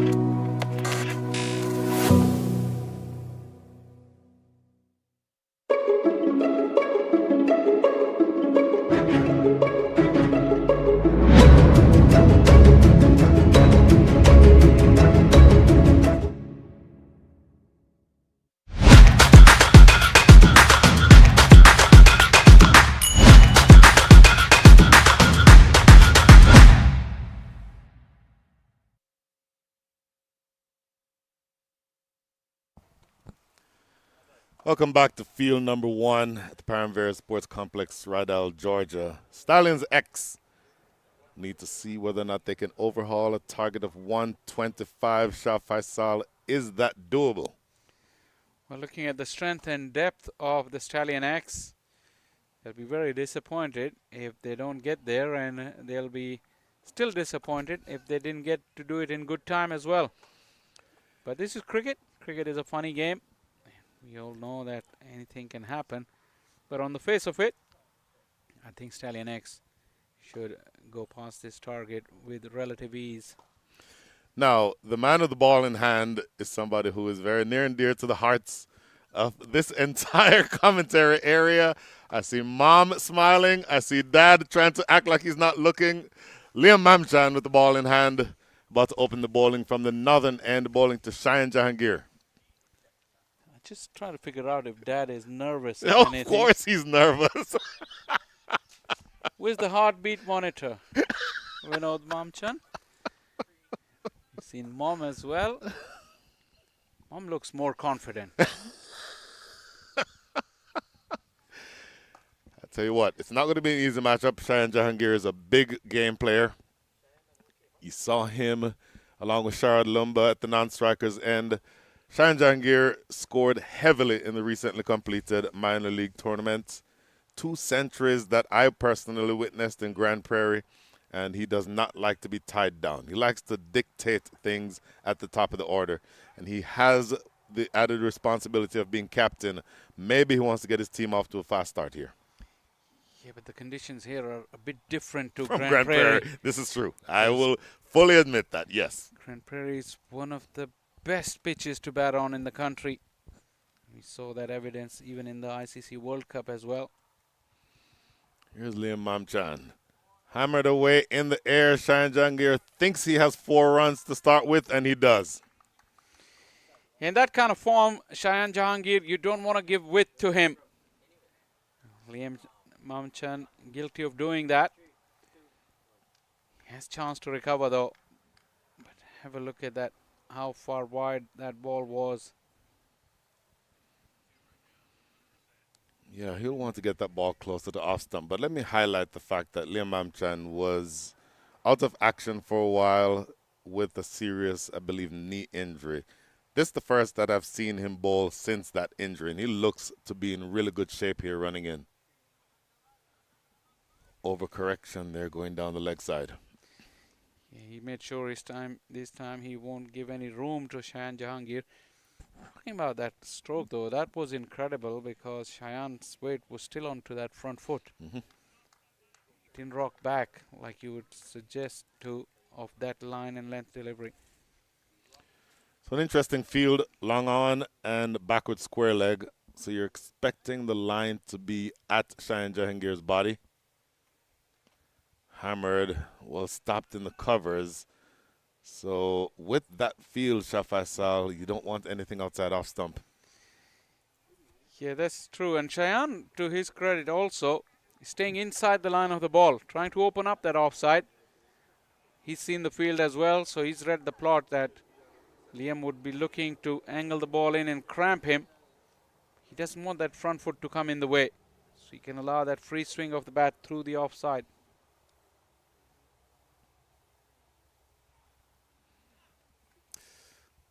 Just not quite getting the radar right yet, Liam Mamchan. You want that ball to be on the line of off stump. You want it to be just short of driving length. That is the general formula, and then you make your changes off of that line and length. And a change in the field now as the deep sweeper goes in on the offside. Yeah, I think that's more sensible because despite that ball being wide, the last one, there was movement as well away from the right-hander. So if you give him more protection, ask him to come closer to the stumps, still bowl in the channel. This is straying onto the pads. He's got a half and half field in terms of protection in the deep in the power play. One on the offside, one on the on, so just a single. Sharad Lumba will take strike. He had a quiet time of it here in minor league. But then on more profitable surfaces in other venues, he found his touch. He's also a very good player, Sharad Lumba. Well, Sharad Lumba will not feel much pressure. The scoring rate required is 6.25 and over. That's not necessarily very challenging. And you've gotten to a fast start here with the captain at the other end. Oh my goodness, 6 over mid wicket. Whoa, planted the front foot and goes over the fence for 6. That is what you call putting pressure on the bowler. That wasn't really a terribly bad delivery. Angling in, trying to cramp him that couple of strides down and got under it and picked it up. The boundary on the western side of the ground is slightly longer. It's 71 yards as compared to 65 on the eastern side of the ground. That goes probably 15 yards beyond the 71-yard boundary. So that's close to an 88, 89-yard hit. And Liam Mamchan doesn't have a lot of room for error with both of these batters. They both are very quick to punish anything short or full or straight.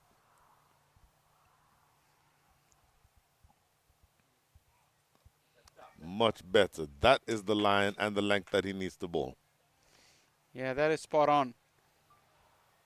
I thought even the previous delivery wasn't bad, but it was just well-manufactured stroke. So the problem for a young fast bowler against these type of players, it doesn't necessarily have to be a bad ball because they have the ability to convert good balls into runs as well. You are so right, because most batters of any repute will put away bad balls, but it takes a special batter to make a good ball into a bad ball. And that's what you saw on that fourth delivery from Sharad Lumba. Still not quite getting the radar right, and part of that might have been because he shuffled down the crease again to attack him. Yeah, T20 cricket is very unforgiving for bowlers. You think it's the first over and he'll get into better rhythm if he bowls another over, but the situation is such that the skippers bowl 1 over spell inside the power play for majority of their bowlers. The second chance may come a bit later for Liam, and that puts added pressure onto you. Into the deep. Oh, just out of the reach of a diving backward square leg fielder. Not quite able to get to it here, Patel, and it goes away for 4. So an expensive first over comes to an end. 18 runs come from it. Once again, good length, a little bit of seam movement in. But that early movements into the line in front of the stumps allowed Sharad Lumba to just whip it. And despite the sweeper there, it just went over the boundary. First over done, it's 18 for none.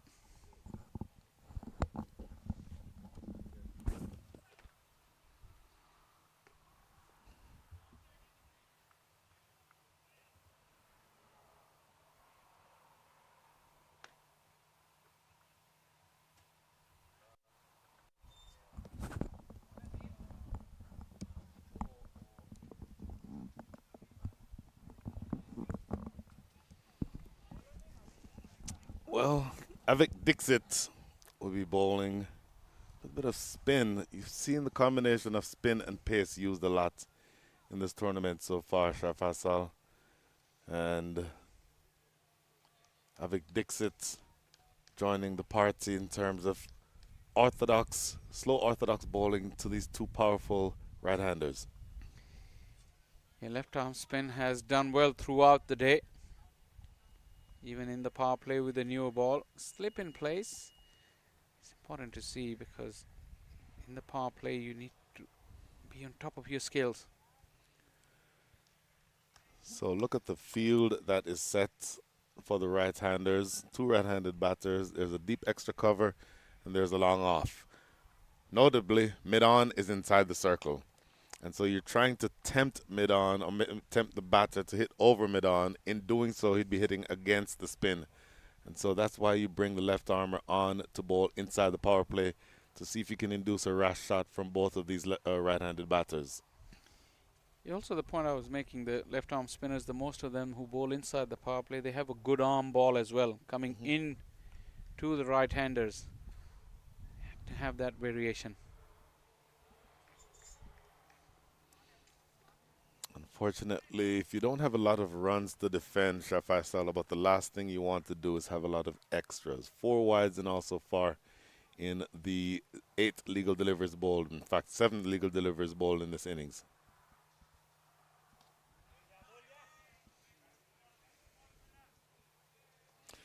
Did I just see him throw that with his right hand? You did, and that is... Oh my. So he's ambidextrous apparently. If we can get another look at that. He fielded that ball. He's a left-handed finger spinner, but he fielded that ball and fired at the keeper with his right hand.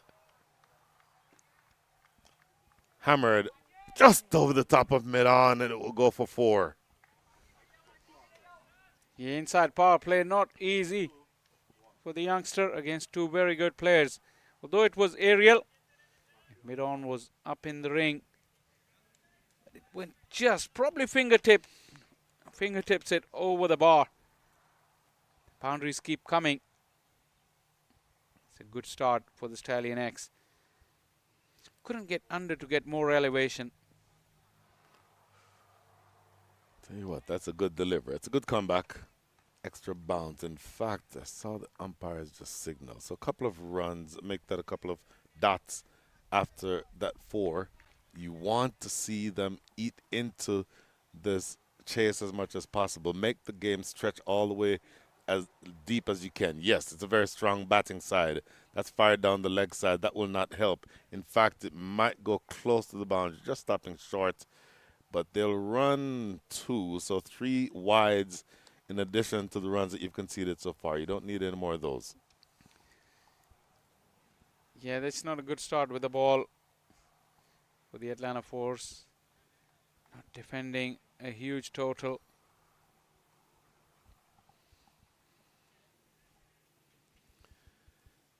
Sometimes when you have that small total, you go searching for wickets, and it can also result in wayward bowling. I certainly take your point, and that's something that we can probably start talking about as we get into the next over. 2 overs in the books, 27 without loss.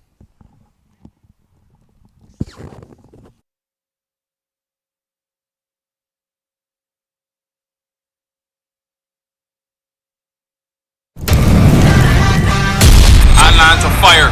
Star-studded Atlanta Fire, one of the favorites.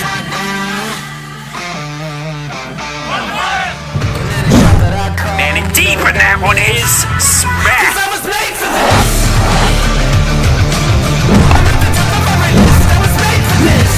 But it's lobbed into the onside, a slow, short ball.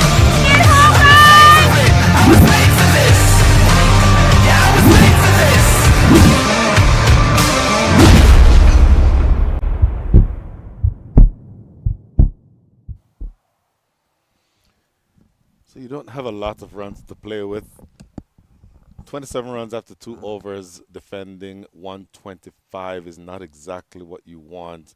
New ball into the attack, left arm orthodox. Here Patel, oh my goodness. Sharad Lumber will feel that he missed out on that one. The ball got stuck in the pitch a little bit and couldn't wait long enough. Yeah, exactly.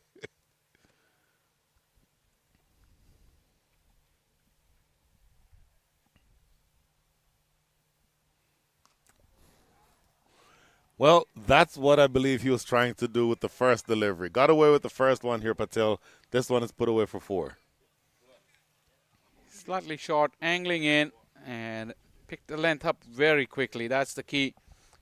And have a look at those fast hands as well. Through the ball. Plenty of wide open spaces as it's still power play. That represents a very good start now for the Stallion X.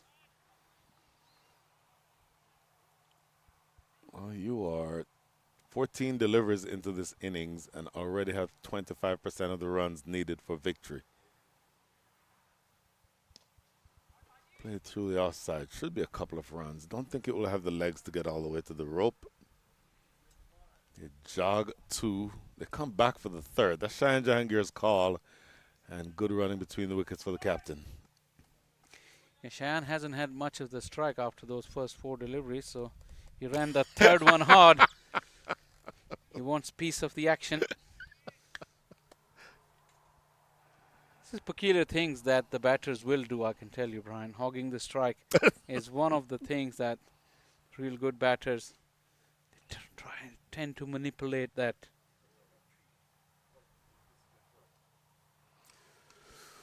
My goodness, that line and that length need to be improved. You want to pitch that up, Shah Faisal, and you want it to be not so straight. Yeah, when there is so much turn available, that length is asking for trouble. And footwork was good. Cheyenne did what he needed to do in great style, but you still have to think that the lengths have to be better for the Atlanta Force bowlers.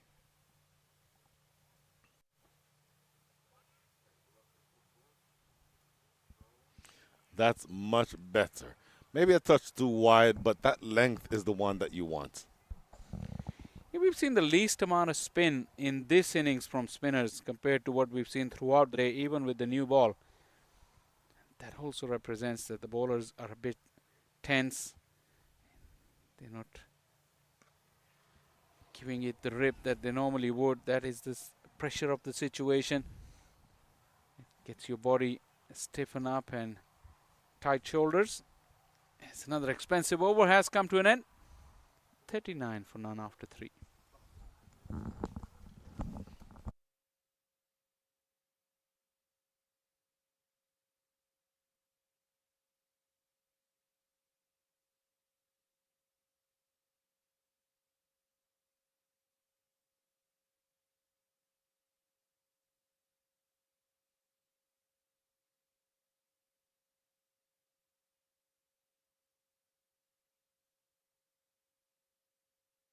Have it, Dixon.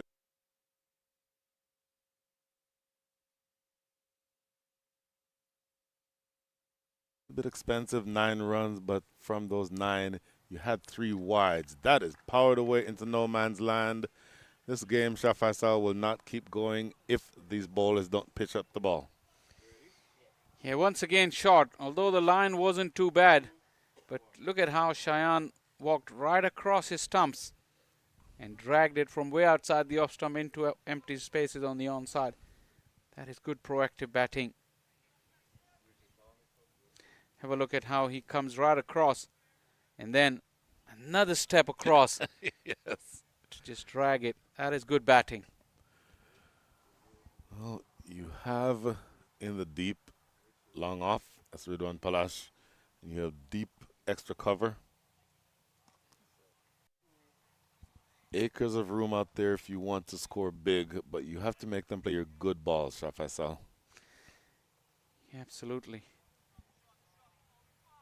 What I'm surprised, I don't think if the character of the pitch has changed, but it's just we haven't seen spin at all for the first time in all the 4 innings we've seen, and that makes batter's job a lot easier. He's not going to spin if you bowl that quick, by the way. That was a medium pacer. So, look, you're needing to score from here 4.91 runs and over to win. You're scoring at almost 13s, Shah Faisal. So this game may not make it to over number 15 unless there's a tremendous improvement from the bowling side. Oh, that almost carried. He'll get a single into the deep, but backward point was almost in with a chance for a catch there. That's Abhinav Sudashanam. Almost had it carried into his hands. Another dot. It's clear that the bowlers are not willing to flight the ball because such is the pressure from these two. And hence the threat has been minimized.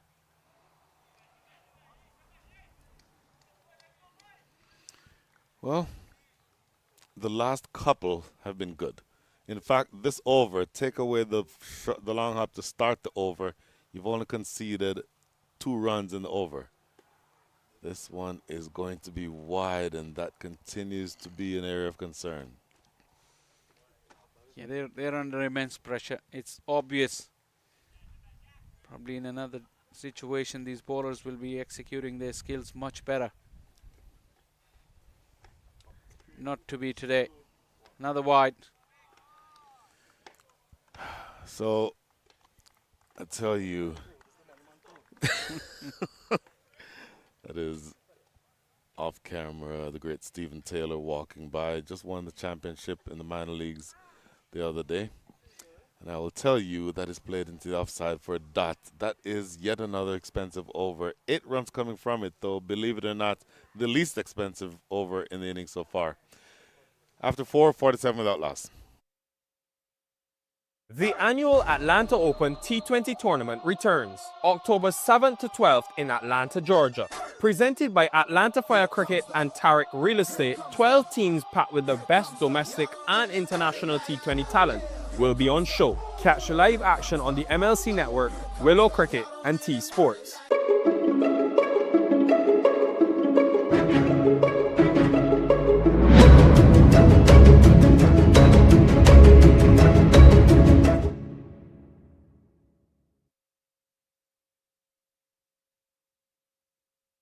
Shot Faisal, Stallions X scoring at the rate of 11.75 and over. Abdullah Quadri, left arm pace into the attack from the northern end of the ground. 2 overs remaining inside the power play. Abdullah Qadri is quite a good bowler. We've seen him before. Just wondering, with such a low total to defend, coming on with 47 already on the board. Immediately helping it into the deep. The field is set for that exact shot, though. So just a single into the deep. So anytime you're conceding 12 runs and over, you'll accept a single.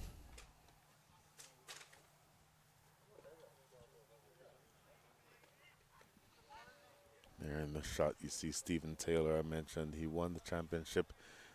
Atlanta Fire did this past Sunday, and in fact, he had a captain's knock, and it was not necessarily about the runs that he scored, as that's whipped away into the deep again, but the fact that he came out to bat with a fractured bone in his left hand. He's a left-handed batter. He bit the bullet, went on adrenaline, and came in and put 20 runs on the board, including one of the bigger sixes that you've seen him hit in his entire career. Yeah, Stephen Taylor has been fantastic for Atlanta Fire. And still, Atlanta Fire is playing. He's just walking around, taking it easy. I think easing into the week of Atlanta Open, trying to make sure he's ready for the big games when they come. By the way, bottom column on your screen, it says Avik Dixit is the bowler. I can assure you that is not Avik Dixit bowling, that is Abdullah Quadri. But your 47 runs make that 49 runs to the good. And in fact, I think they might have heard me on that one. But only another 76 runs needed for victory from 94 balls. Going down the leg side and yet another wide. And that brings up to 50. I want to see that again because Sharad Lamba has walked across his stumps. We've seen previously umpires being reluctant to give those wides. Not on that occasion. Umpire Ravi called it a wide. Yeah, I'd love to get a look at that one. Obviously, down the leg side, regardless of whether or not you moved, if it goes behind you and it's down the leg side, it's a wide. But, and there's probably going to be some conversation about that coming up with the new rules changed by the ICC. You and I don't get paid enough to discuss the ramifications of that rule, so we'll just let that one go through to the keeper. A single down to backward square leg. 3 singles and a wide in this over. Good over to start here by Abdullah Quadri. He's trying to tuck the batters up. Slightly shorter in length. That's where you need to be careful because one leg is up in the ring. Liam Mamchan. And if he allows Sharad or Shayan to get underneath it, they can whip it over the head of him.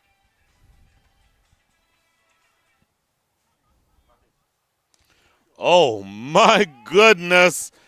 Shayan Jahangir doing what you know he can. 6 more. Yeah, forget about getting under it and scooping it over fine leg. He's got it over mid-wicket. Once again, not a terribly bad delivery. Just slower in pace. And he read it from the hand. It went a long way.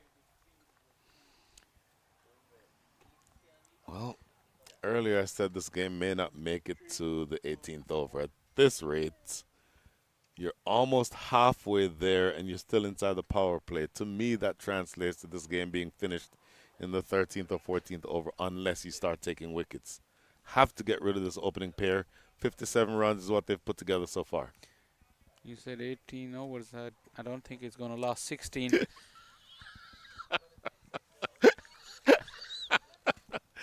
Somebody might have even said they don't think it's going to last 12. We'll see how that goes.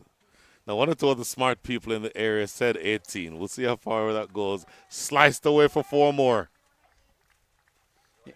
Yeah, not at this rate. This is good batsmanship as well. You have to admire the stroke play of these two.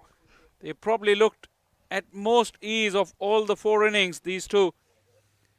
Just opening up that offside, giving himself some room and carving it away. Bowlers simply don't have any answers at this stage. Well, I'll give you a stat that will give you a sense of the domination here, Shah Faisal. One ball remaining in over number 5. At the end of the 5th over, the Atlanta Force All-Stars had 15 runs on the board.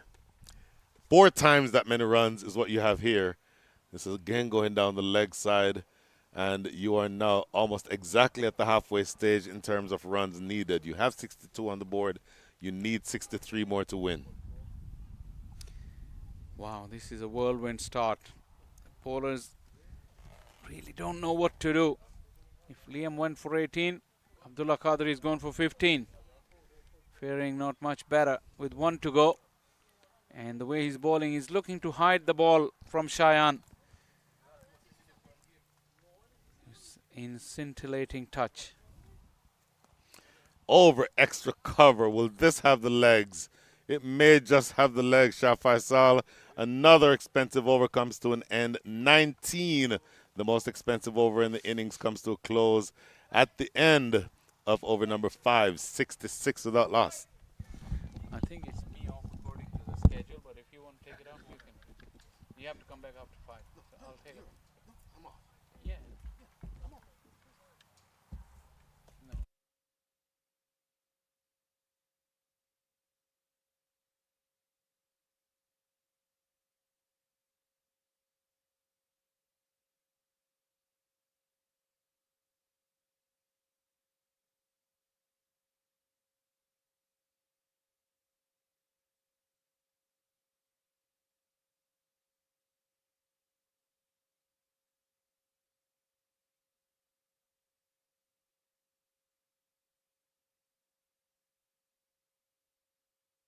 Seen a big start from Cheyenne Jahangir. Doesn't get better than this. And Sharad Lamba, they really batted well. 66, no pressure at all on the 2 openers out in the middle, Shah Faisal. And we talked about the Stallions X team has always been one of the top teams coming to the Atlanta Open. Here they are in 2025. Impressive start to their campaign. And Cheyenne and Sharad Lamba has really given them a big start. 66 for none.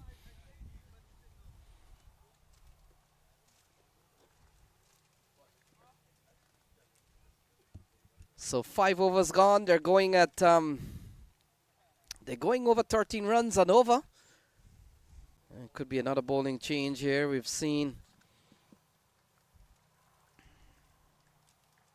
And it looks like Balasetti comes into the attack here.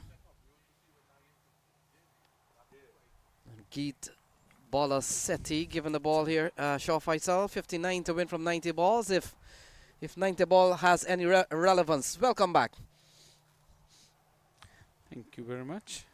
How was your break?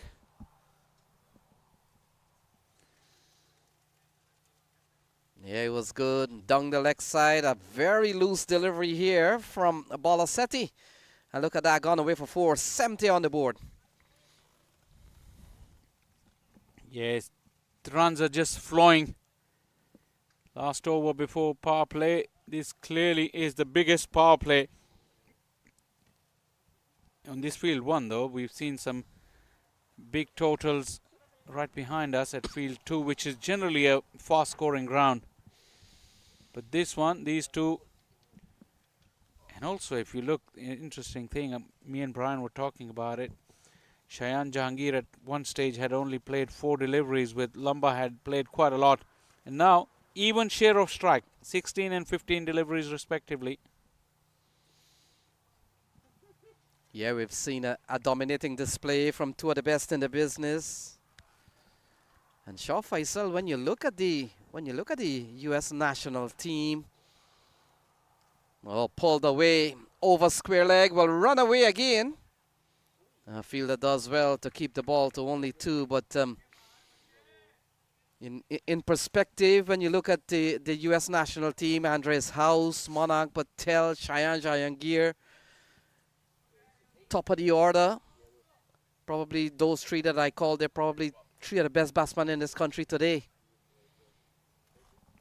Well, the competition is intense. When you say 3 best batters, quite a few may get offended by that.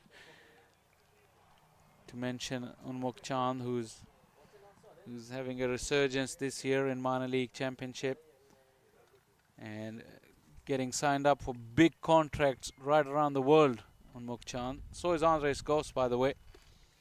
Massive shot again into the onside. Sharad Lumba. And another 6 for him.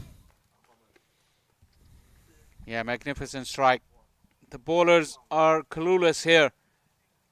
Put under immense pressure. He's got down on one knee and walloped it near to the food truck. It was pretty spicy from Lumba. And Shaw Faisal, I recall back in 2022, I talked about the year in which Stallions X won the championship. They brought a very big team. In fact, we saw the likes of Carrie Pierre was on that team. Unmuk Chan was in that team. A chance! And gone. So that's the end of Lumba. He goes for 39. The breakthrough comes 79 for 1. Well, some reprieve for the Atlanta Force. They were put under immense pressure, taken to cleaners. Sharad Lumba once couldn't find the meat of the bat. Will have to depart, although he's played a wonderful knock, getting himself and his team off to a great start with the bat in this Atlanta Open. Success for Atlanta Force, but not before Lumba had made 39. He's walking back, and it's 79 for 1.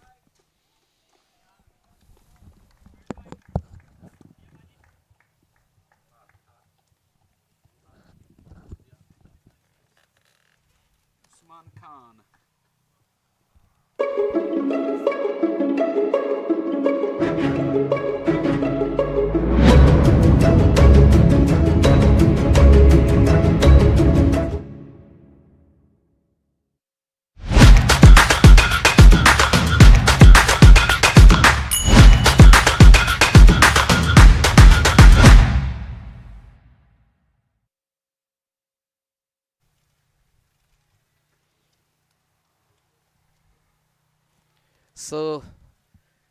So Usman Khan comes to the middle.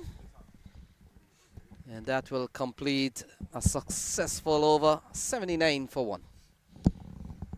Have another look at Lumba's dismissal. The bat turning in his face. He's looking to go onto the onside. It was too full. In the end, he couldn't change the shot to go over extra cover. And 79 for 1 after the power play. And Shaw Faisal, let's talk about the group. Couple of groups, 10 teams in the competition this year. 2 groups, Group A and Group B. And it looks like Group A is the one, of course, where Stallions X comes from, and known as the Group of Death. Atlanta Fire, Stallions X, of course, Seattle Thunderbolts, Raiders Unlimited, and the Atlanta Force. That's the 5 team in that zone, the Group of Death. And when you look at Group B, we've got the Atlanta Lightning, Central Cardinals, Clarion Eagles, Cole Share, and the Kingsmen. So we've got 2 big groups. Well, Sahil comes into the attack. The lineup of teams that you went through, I would think 8 teams are pretty evenly matched. And on their day, they can beat anyone. That makes for interesting contest. We saw a very close contest in the first game here. So Jahangir gets a shot out towards the offside, and he continues to pile on the runs. Shaw Faisal, 47 international representation for him spread across those League 2 matches that they've been ongoing for the last 4 years, and then T20 international. So he's got some experience at the international level under his belt, and has been a top player there as Usman Khan, a player that you mentioned, Shaw Faisal, has played at the international level. He's a current Pakistan international. Remember, we were in New York last year in the T20 World Cup. He featured there for Pakistan. Yeah, cutaway can't beat the fielder. He would have gone if that had hit the stumps. He'd already given up. Slight misjudgment in running. Usman Khan is unorthodox, but he is mighty effective. He has his own way. He's particularly good against spin, Usman Khan. So we've seen a very good knock so far. Big opening stand between Sharad Lumba and Cheyenne over the offside. Has he found the gap? Yes, he has. And that's another boundary of the batter, Cheyenne Jahangir. He manipulates the positions them so well. Yeah, look at that front leg as well. Didn't try to come across, just holds his position. Very, very strong base. You notice with Cheyenne, he's not moving back and across a lot. He just gets into a position and then holds it for the ball to arrive and then allows the free swing of the arm. This one into the onside. Could go all the way. Yes, it has again. Over the fence. And another massive hit from Cheyenne Jahangir, gone for 6. Yeah, that is sensational hitting. Length ball, but still the uncomplicated swing of the bat. He hardly looks to be slogging. There is no hint of that. It's very cultured, hard hitting from Cheyenne Jahangir. The key being he holds his shape so nicely. Yeah, he's up to 42. And we haven't seen a half century on this pitch. Not sure if a half century was scored in the other game. So many games happening at the same time. Ball outside the off stump. There's no hiding here at all. Ball it wide and it will be called a wide. Go down the left side and you'll be called a wide. You bowl to Cheyenne Jahangir and he's going to play shots. Yeah, you talk about so many games. I mean, the first few days of these tournaments is very hard to keep track of what's happening all around you. Again outside the off stump, called a wide. Sahil Charania, who's a big hitter himself, is at the other side of the stick now, trying to hide the ball from Cheyenne. Yeah, we saw he got a quick 14 just off 6 balls. Took a couple of balls, one across the rope and one over the rope off the bowling of Isan Adil. Driven into the offside and can't score. So Sahil under pressure here to finish off this over. We've seen 3 wides already. It's 93 for 1. What a dominating 94 for 1, sorry, and what a dominating display from Stallions X in the opening game of their campaign in 2025.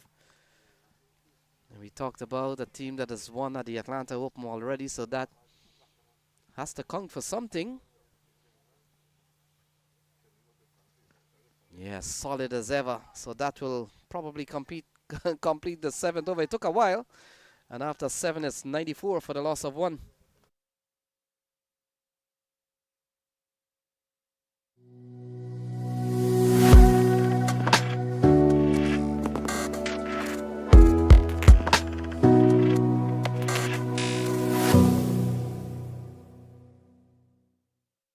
The annual Atlanta Open T20 tournament returns October 7th to 12th in Atlanta, Georgia. Presented by Atlanta Fire Cricket and Tariq Real Estate, 12 teams packed with the best domestic and international T20 talent will be on show. Catch live action on the MLC Network, Willow Cricket and T Sports. Continues. 31 to win from 78. And it looks like Balasetti will continue. Usman Khan will be the man on strike, and Shah Faisal have got a big treat for you in the morning. At 10:30, Stallions X will take on the Atlanta Fire. Incidentally, I was just looking at the scores for Atlanta Fire, who are playing on that field 5, are up against it, chasing 150. They are 27 for 2, although they're only into the 4th over, so they need to get a victory here because Raiders Unlimited, who lost the first game, they're in action again. That group, like you said, there is no margin for error. So Raiders Unlimited, they lose out today, the second time round, probably there's no way back for them.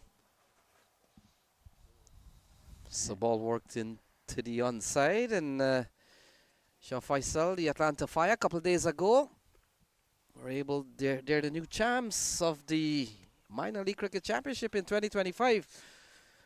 Yeah, like I said, they've been there and thereabouts. That heartbreak of 2022. You could not be happier for them, because I, for one, see them from close quarters, how much hard work they put in, what dedication the franchise owner Hassan Tariq has, and his team as well. It was great news for the whole area, actually, because Atlanta Lightning also featured. But Atlanta Lightning, they were the deserved winner. I think they were the best team, not only this division, but they outplayed the teams from your neck of the woods. Both of them, Stallions and Cavaliers, weren't even at the races at the playoffs. The fact is, I think it's the first time that a team has won from the Atlantic Conference. We've seen the other winners from the Pacific Conference over the years. Shaw Faisal, Silicon Valley Strikers, Thunderbolt, I think, 1 year, and then last year we saw East Bay.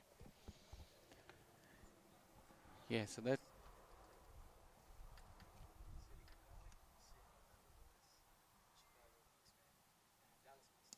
Yeah, Dallas Mustangs also. A good friend Harsh is telling us, so there's quite a few Dallas Mustangs 1 year. And so thank you very much. 8 overs gone, 98 for the loss of 1. We've seen a big knock from Cheyenne. We've seen also a big knock from Sharon Lumber earlier on. And Shaw Faisal, a dominating start to their campaign from the Stallions X. Yeah, it's just scary to look at the lineups of the teams in both groups.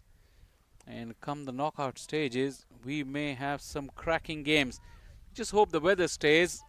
It's beautiful sunny afternoon now, early evening in fact. But that is good start to the competition, and a lot of the star names, they have made it. There are other events happening at the same time.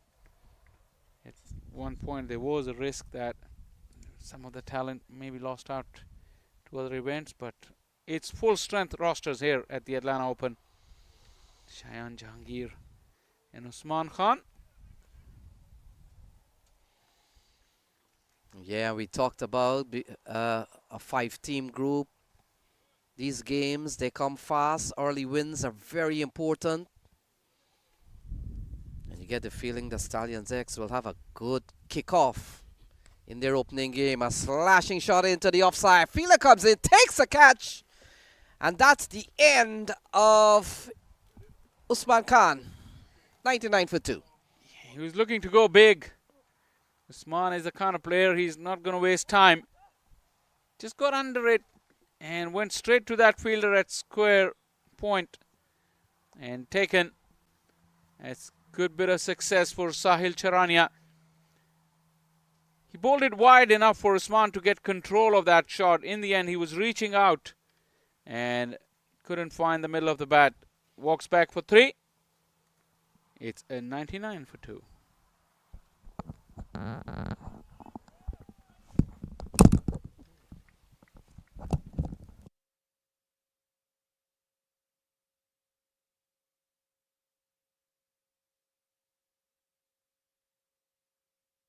So Arya Kananta comes to the middle. Got 26 to win. Seen a couple of wickets fall. One off the bowling of Sahil, one off the bowling of Balasetti. And we've seen a fine knock from Shahan, who got them off to a very quick start, in contrast to what we saw when the Atlanta Force All-Stars batted Shaw Faisal. I think at the end of the power play, they were, what, 15 without loss?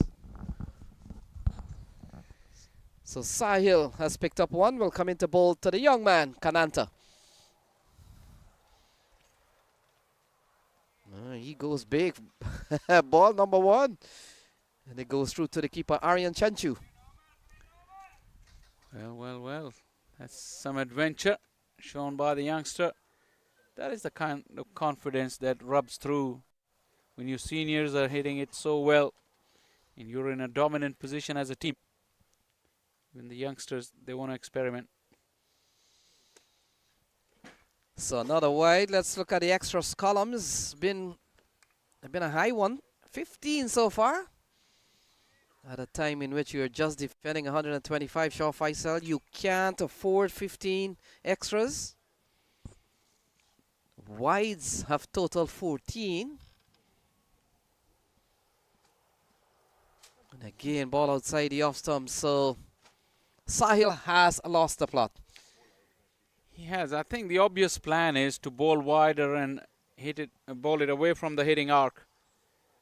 And obviously the control is lacking, so at times they've gone too wide. That's a massive contribution of 15 extras if you talk about 100, 15% of the runs. Into the onside. And Kananta he gets off the mark. Hands the strike over to Cheyenne, but you get a feeling Shaw Faisal, the Sahil, might have been better advised to bowl to the new man. Cheyenne, I could understand you want to go wide, you want to keep it away from him, but new man has just come to the crease. Pace on that occasion. Quite wide, but Cheyenne has also moved across, so with him that tram line, the guideline for the umpire will also move. Cheyenne 5 away from his 50, just 24 balls. Almost striking at close to 200.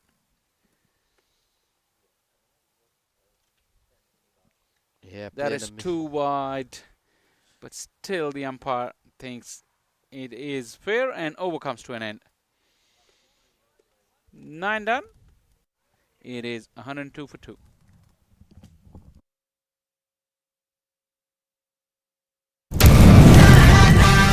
Atlanta Fire, star-studded Atlanta Fire, one of the favorites.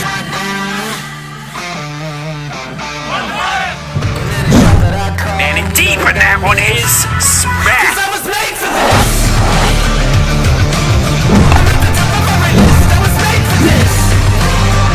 Oh, this one is clubbed into the onside. A slow, short ball.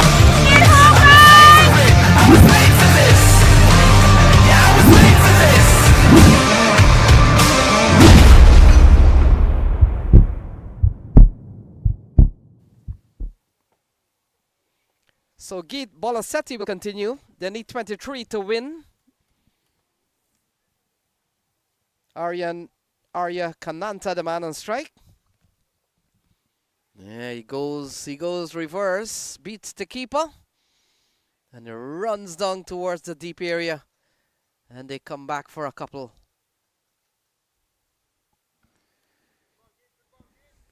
Even Arya, he's not letting the bowlers to bowl at him. Moving around his crease, bringing out the switch hit.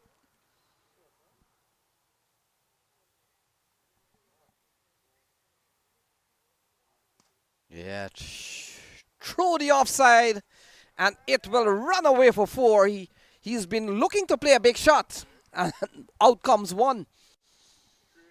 Yeah, that was a good cricket stroke as well. Generated a lot of power off the back foot through the offside. We haven't seen much of that. And he beat the infield and also beat the sweeper. Yeah, a lovely shot, brings them closer home. They're 17 runs away. And look at that, smashed into the offside. Well, I don't think he's going to allow his captain to get to his 50 the way he is swinging, Arya. He wants to finish the job himself, though still 17 needed. Yeah, tucked into the onside and hands the strike over to a man who could score the first half century on this pitch. In this year's Atlanta Open, we saw earlier on Daniel Lam got among the runs, 20s and 30s in that encounter, but it comes down to 46 from Cheyenne. And there we go. That could be a half century for Cheyenne. Jahangir gone upstairs and gone for 6.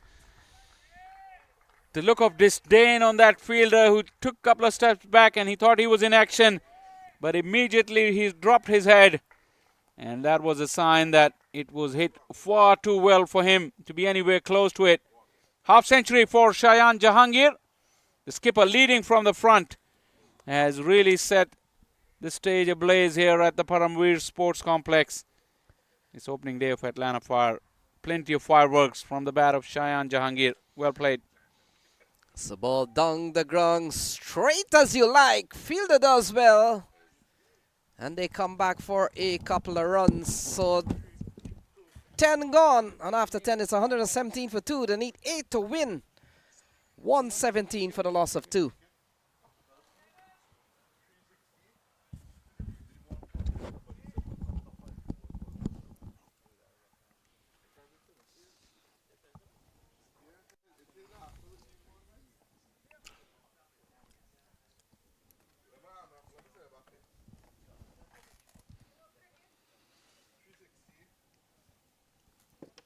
So Sahil will continue. It's 117 for 2. He comes into the attack, and Brian Walters alongside me. Brian, 8 to win. Lenny, in my old days, I used to bowl long spells. This is not going to be a very long spell. 8 runs needed for victory. Shine Jahangir looks like he wants to get this thing finished inside 11 overs. And they're well on the way to doing that. Truly excellent batting from Shine Jahangir, leading from the front, as we mentioned. Yeah, we talked about their team in 2022. Was such a powerful put together Stallions X. Unmuk Chan was in that side. Kari Pierre was in that side. He himself got so much runs in that series. And here they are 3 years later. Brian Walters looking for more. What an impressive start to their campaign. Tremendous. And I think it's fair to say that the Atlanta Force All-Stars just didn't bring the A game in terms of the bowling attack this time. A bunch of extras. 16 by my unofficial count. And if you're only defending a below par score of 125, I don't think that's nearly enough. And the fact is, we were talking about the two groups, Brian Walters, and we quickly realized that this match is from the group known as the group of death. Yes. When you understand some of the teams in this group: Atlanta Fire, Raiders Unlimited. We saw them, Seattle Thunderbolts, and Stallions X. Truly an imposing side, early an imposing group. There will be some very good sides that do not make it out of this group, Lenny. And the fact is also, here is a fixture for you to look forward for tomorrow morning at 10:30. Make sure you're here on time. No, you're not saying that. Atlanta Fire takes on Stallions X. I hope they give us this game, this pitch. Oh. So Sahil continues to bowl here. We come down to 4 runs remaining. It's 121 on the board. So the captain can end this with one big blow. You've seen Shine Jahangir now up to 54, 6 fours and 3 sixes, a strike rate of almost 200. Tremendous batting from the captain.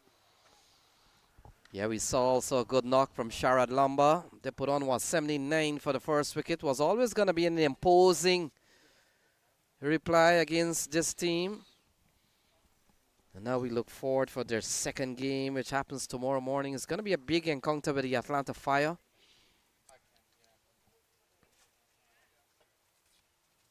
So 3 to win. Here is Sahil.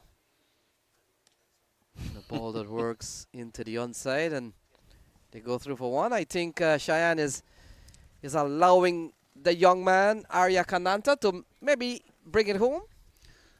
Arya Kananta said this earlier, from the Houston area. His father, Sudhir Kananta, is a great leader in the Houston area in the cricket community. I don't know what Sudhir would think about Arya playing a reverse sweep here. So the over comes to a close. The scores are level. And it's 124 for 2.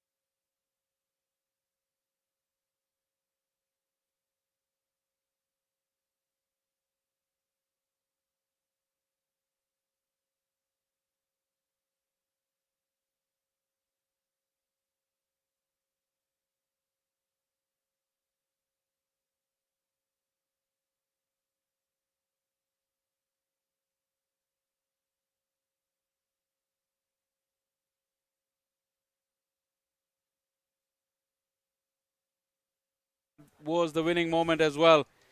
A thoroughly dominating performance from the Stallions X, winning by 8 wickets with plenty of time to spare.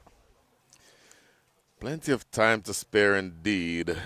This dominating performance is not unexpected. Earlier on, we said that the firepower that the Stallions X have would probably see him over the top, but I don't think you expected for this match to finish in as dominating fashion as it did.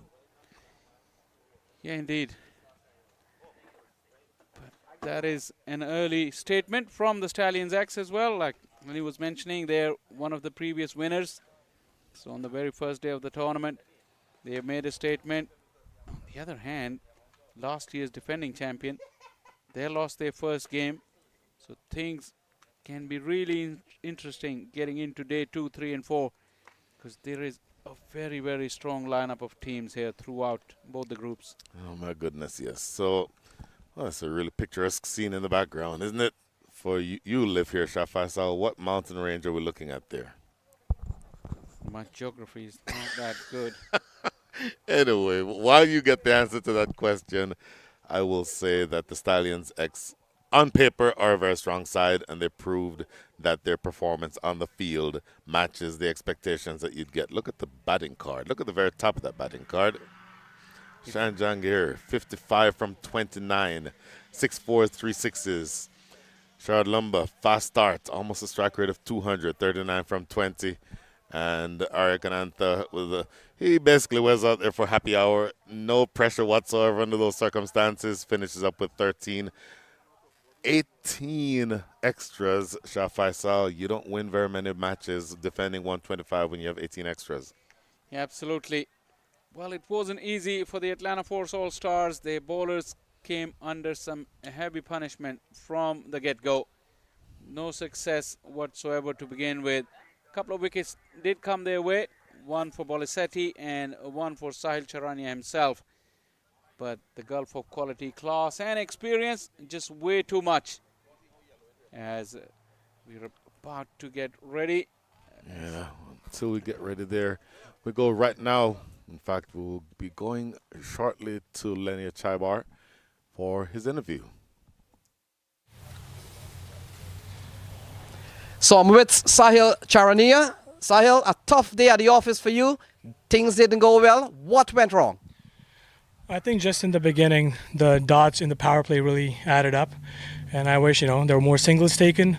But overall, I feel like it was a really good experience for the youngsters playing in this tournament. And now, when they go back to the league, they know what they can expect and what they got to improve on. So. Yeah, well, with all fairness, you are in a very tough group. We call it a group of death. Some strong teams in that group. Atlanta Fire, this team that you just played. But talk us through about the bowling performance today when you needed to defend a very subpar score of 124. Right. And I think, that's what I was working, talking to the team in which let's work on the dots, as many dot balls as they can do. But as the players are learning, they realize every 6 balls, they're bowling 2 or 3 bad balls. And hopefully, as they get older, more experience, they can improve on that. And we'll see better results, hopefully. And then I'm sure these kids growing up, I think in the next 2 to 5 years, I'm sure all these big teams will be reaching out to them. So that'll be something positive to look forward to. Yeah, it's a pretty young team. Talk us through about your performance. We felt that probably you came in a little too late. Maybe a couple more deliveries could probably take you up to 140, 135. Yeah, that was the plan. I was looking forward to, 14 to 15 overs come in that moment and, hopefully get a few out the park. But same thing, I think, in the power play and even in the middle, just the dot balls really kept on adding up. And I feel like if they rotated more strike, and the whole goal for the management for the team is to get chances to youngsters. So that's the priority, but I'll see when I can get myself in and, get some more runs in. Okay, when is your next game? In the morning or afternoon tomorrow? In the morning. So you'll have to turn around very quickly. Who you got? I'm not too sure about it. I'll go and check. All right, so well anyhow, all the best. Thank you, sir. So folks, that's the captain, Sahil. You hear from Sahil Charania. Excellent effort all the way around. Tough day at the office, but again, the Stallions X are a really, really strong side. We'll be going to a few highlights here as you see a tremendous, tremendous effort with the bats more initially with the ball, Shah Faisal, but then with the bat. Tremendous. The Liam fireworks, Bamchan. yeah, started from the get-go. Sharad Lamba and Shayan Jahangir were really on song. Sharad Lamba hogged the strike for the first 3 overs, but then Shayan got into it and kept the flow going. Boundaries from both ends with that opening partnership propelling. Shayan really manipulating the field in the power play. Abdullah Qadri, probably the most seasoned of the bowlers, came for heavy punishment. 19 came in his over. He was put to all parts. Well, you really can't be too straight to either Shayan Jahangir or Sharad Lamba. You saw that. The pressure was taken off of them immediately. In fact, there's no pressure at all built because of the fact, even though you have that wicket that fell there, the work essentially was already done, and the batters coming afterwards really had no challenge whatsoever in getting toward the target. Shayan Jahangir with a couple of lusty blows down toward the end. Arya Kanantha coming in, playing a couple of reverse sweeps to make things interesting, catching the deep here. And despite the fall of Sharad Lamba and Usman Khan, the runs just kept coming and the target was achieved well inside the 12th over. Shayan Jahangir in the meantime getting to his 50 as well, leading the way from the front, the skipper. And the youngster was offered an opportunity to bat up the order in this star-studded lineup. He had his moments in the sun here at Paramveer, hitting the winning shot, finally connecting one of those switch hits that he tried all along. Stallion X winning by 8 wickets. A comprehensive win. I think it's just about time to head up for the post-match presentation. Lenia Chaibar has got the man of the match and the winning captain as well. Over to you, Lenny. Thank you, Shah Faisal. Here we are with the player of the match, none other than Shayan Jahangir with a half century, presented a medal by Brian Walters. And Shayan happens to be the captain of the winning team. Shayan, a good start to this 2025 campaign. Yes, for sure. I think just coming in, all the boys gelling together and playing their first game, and you know, the unity showed on the field to restrict them and get adjusted to the conditions was good to see by the bowling unit, and for us batters to finish the job with enough overs to spare was always good to see. You've got some very good left arm spin. You've got good seam bowling. Is this the plan to really bowl a lot of spin in this 20 overs? It depends. All these wickets are a little bit different from each other, and also the dimensions of the field are not too similar. So depends on what field we're playing on. We'll go with the combination. And the bowlers who haven't really bowled the full quarter today, they're also eager to get going and deliver during crunch situations. All right, let's talk about the half century. The first one we've seen this season on this pitch. We've only had one game before this one. But you batted really well, fluent. You felt good about this knock today? It's always good to get some runs at the top and give the team a good power play, and that's my role as well, to just be the enforcer on top of the order and try to get as many runs as I can and make life a little bit easier for our powerhouses down the order. We see in the fixture tomorrow you're coming up against a team, a brand, a franchise that has just won minor league cricket. A big one for you tomorrow. For sure, each game is important, and tomorrow Atlanta Fire, they're also a very good franchise. They've been playing good cricket all over America for numerous years, and to play against them is going to be a good challenge and good opportunity to, you know, get deeper into the tournament. All right, so thank you very much, folks. Your winning captain, Shayan Jahangir. Congratulations. So there you have it, folks. Stallions X, an easy victory against the Atlanta Force All-Stars, and that's what we'll do it here from the presentation party. Until then, tomorrow 10:30 is another big game. The Atlanta Fire, they'll take on Stallions X. On behalf of the production team and Cricket 360, we want to say good evening and goodbye, and we'll see you again tomorrow morning.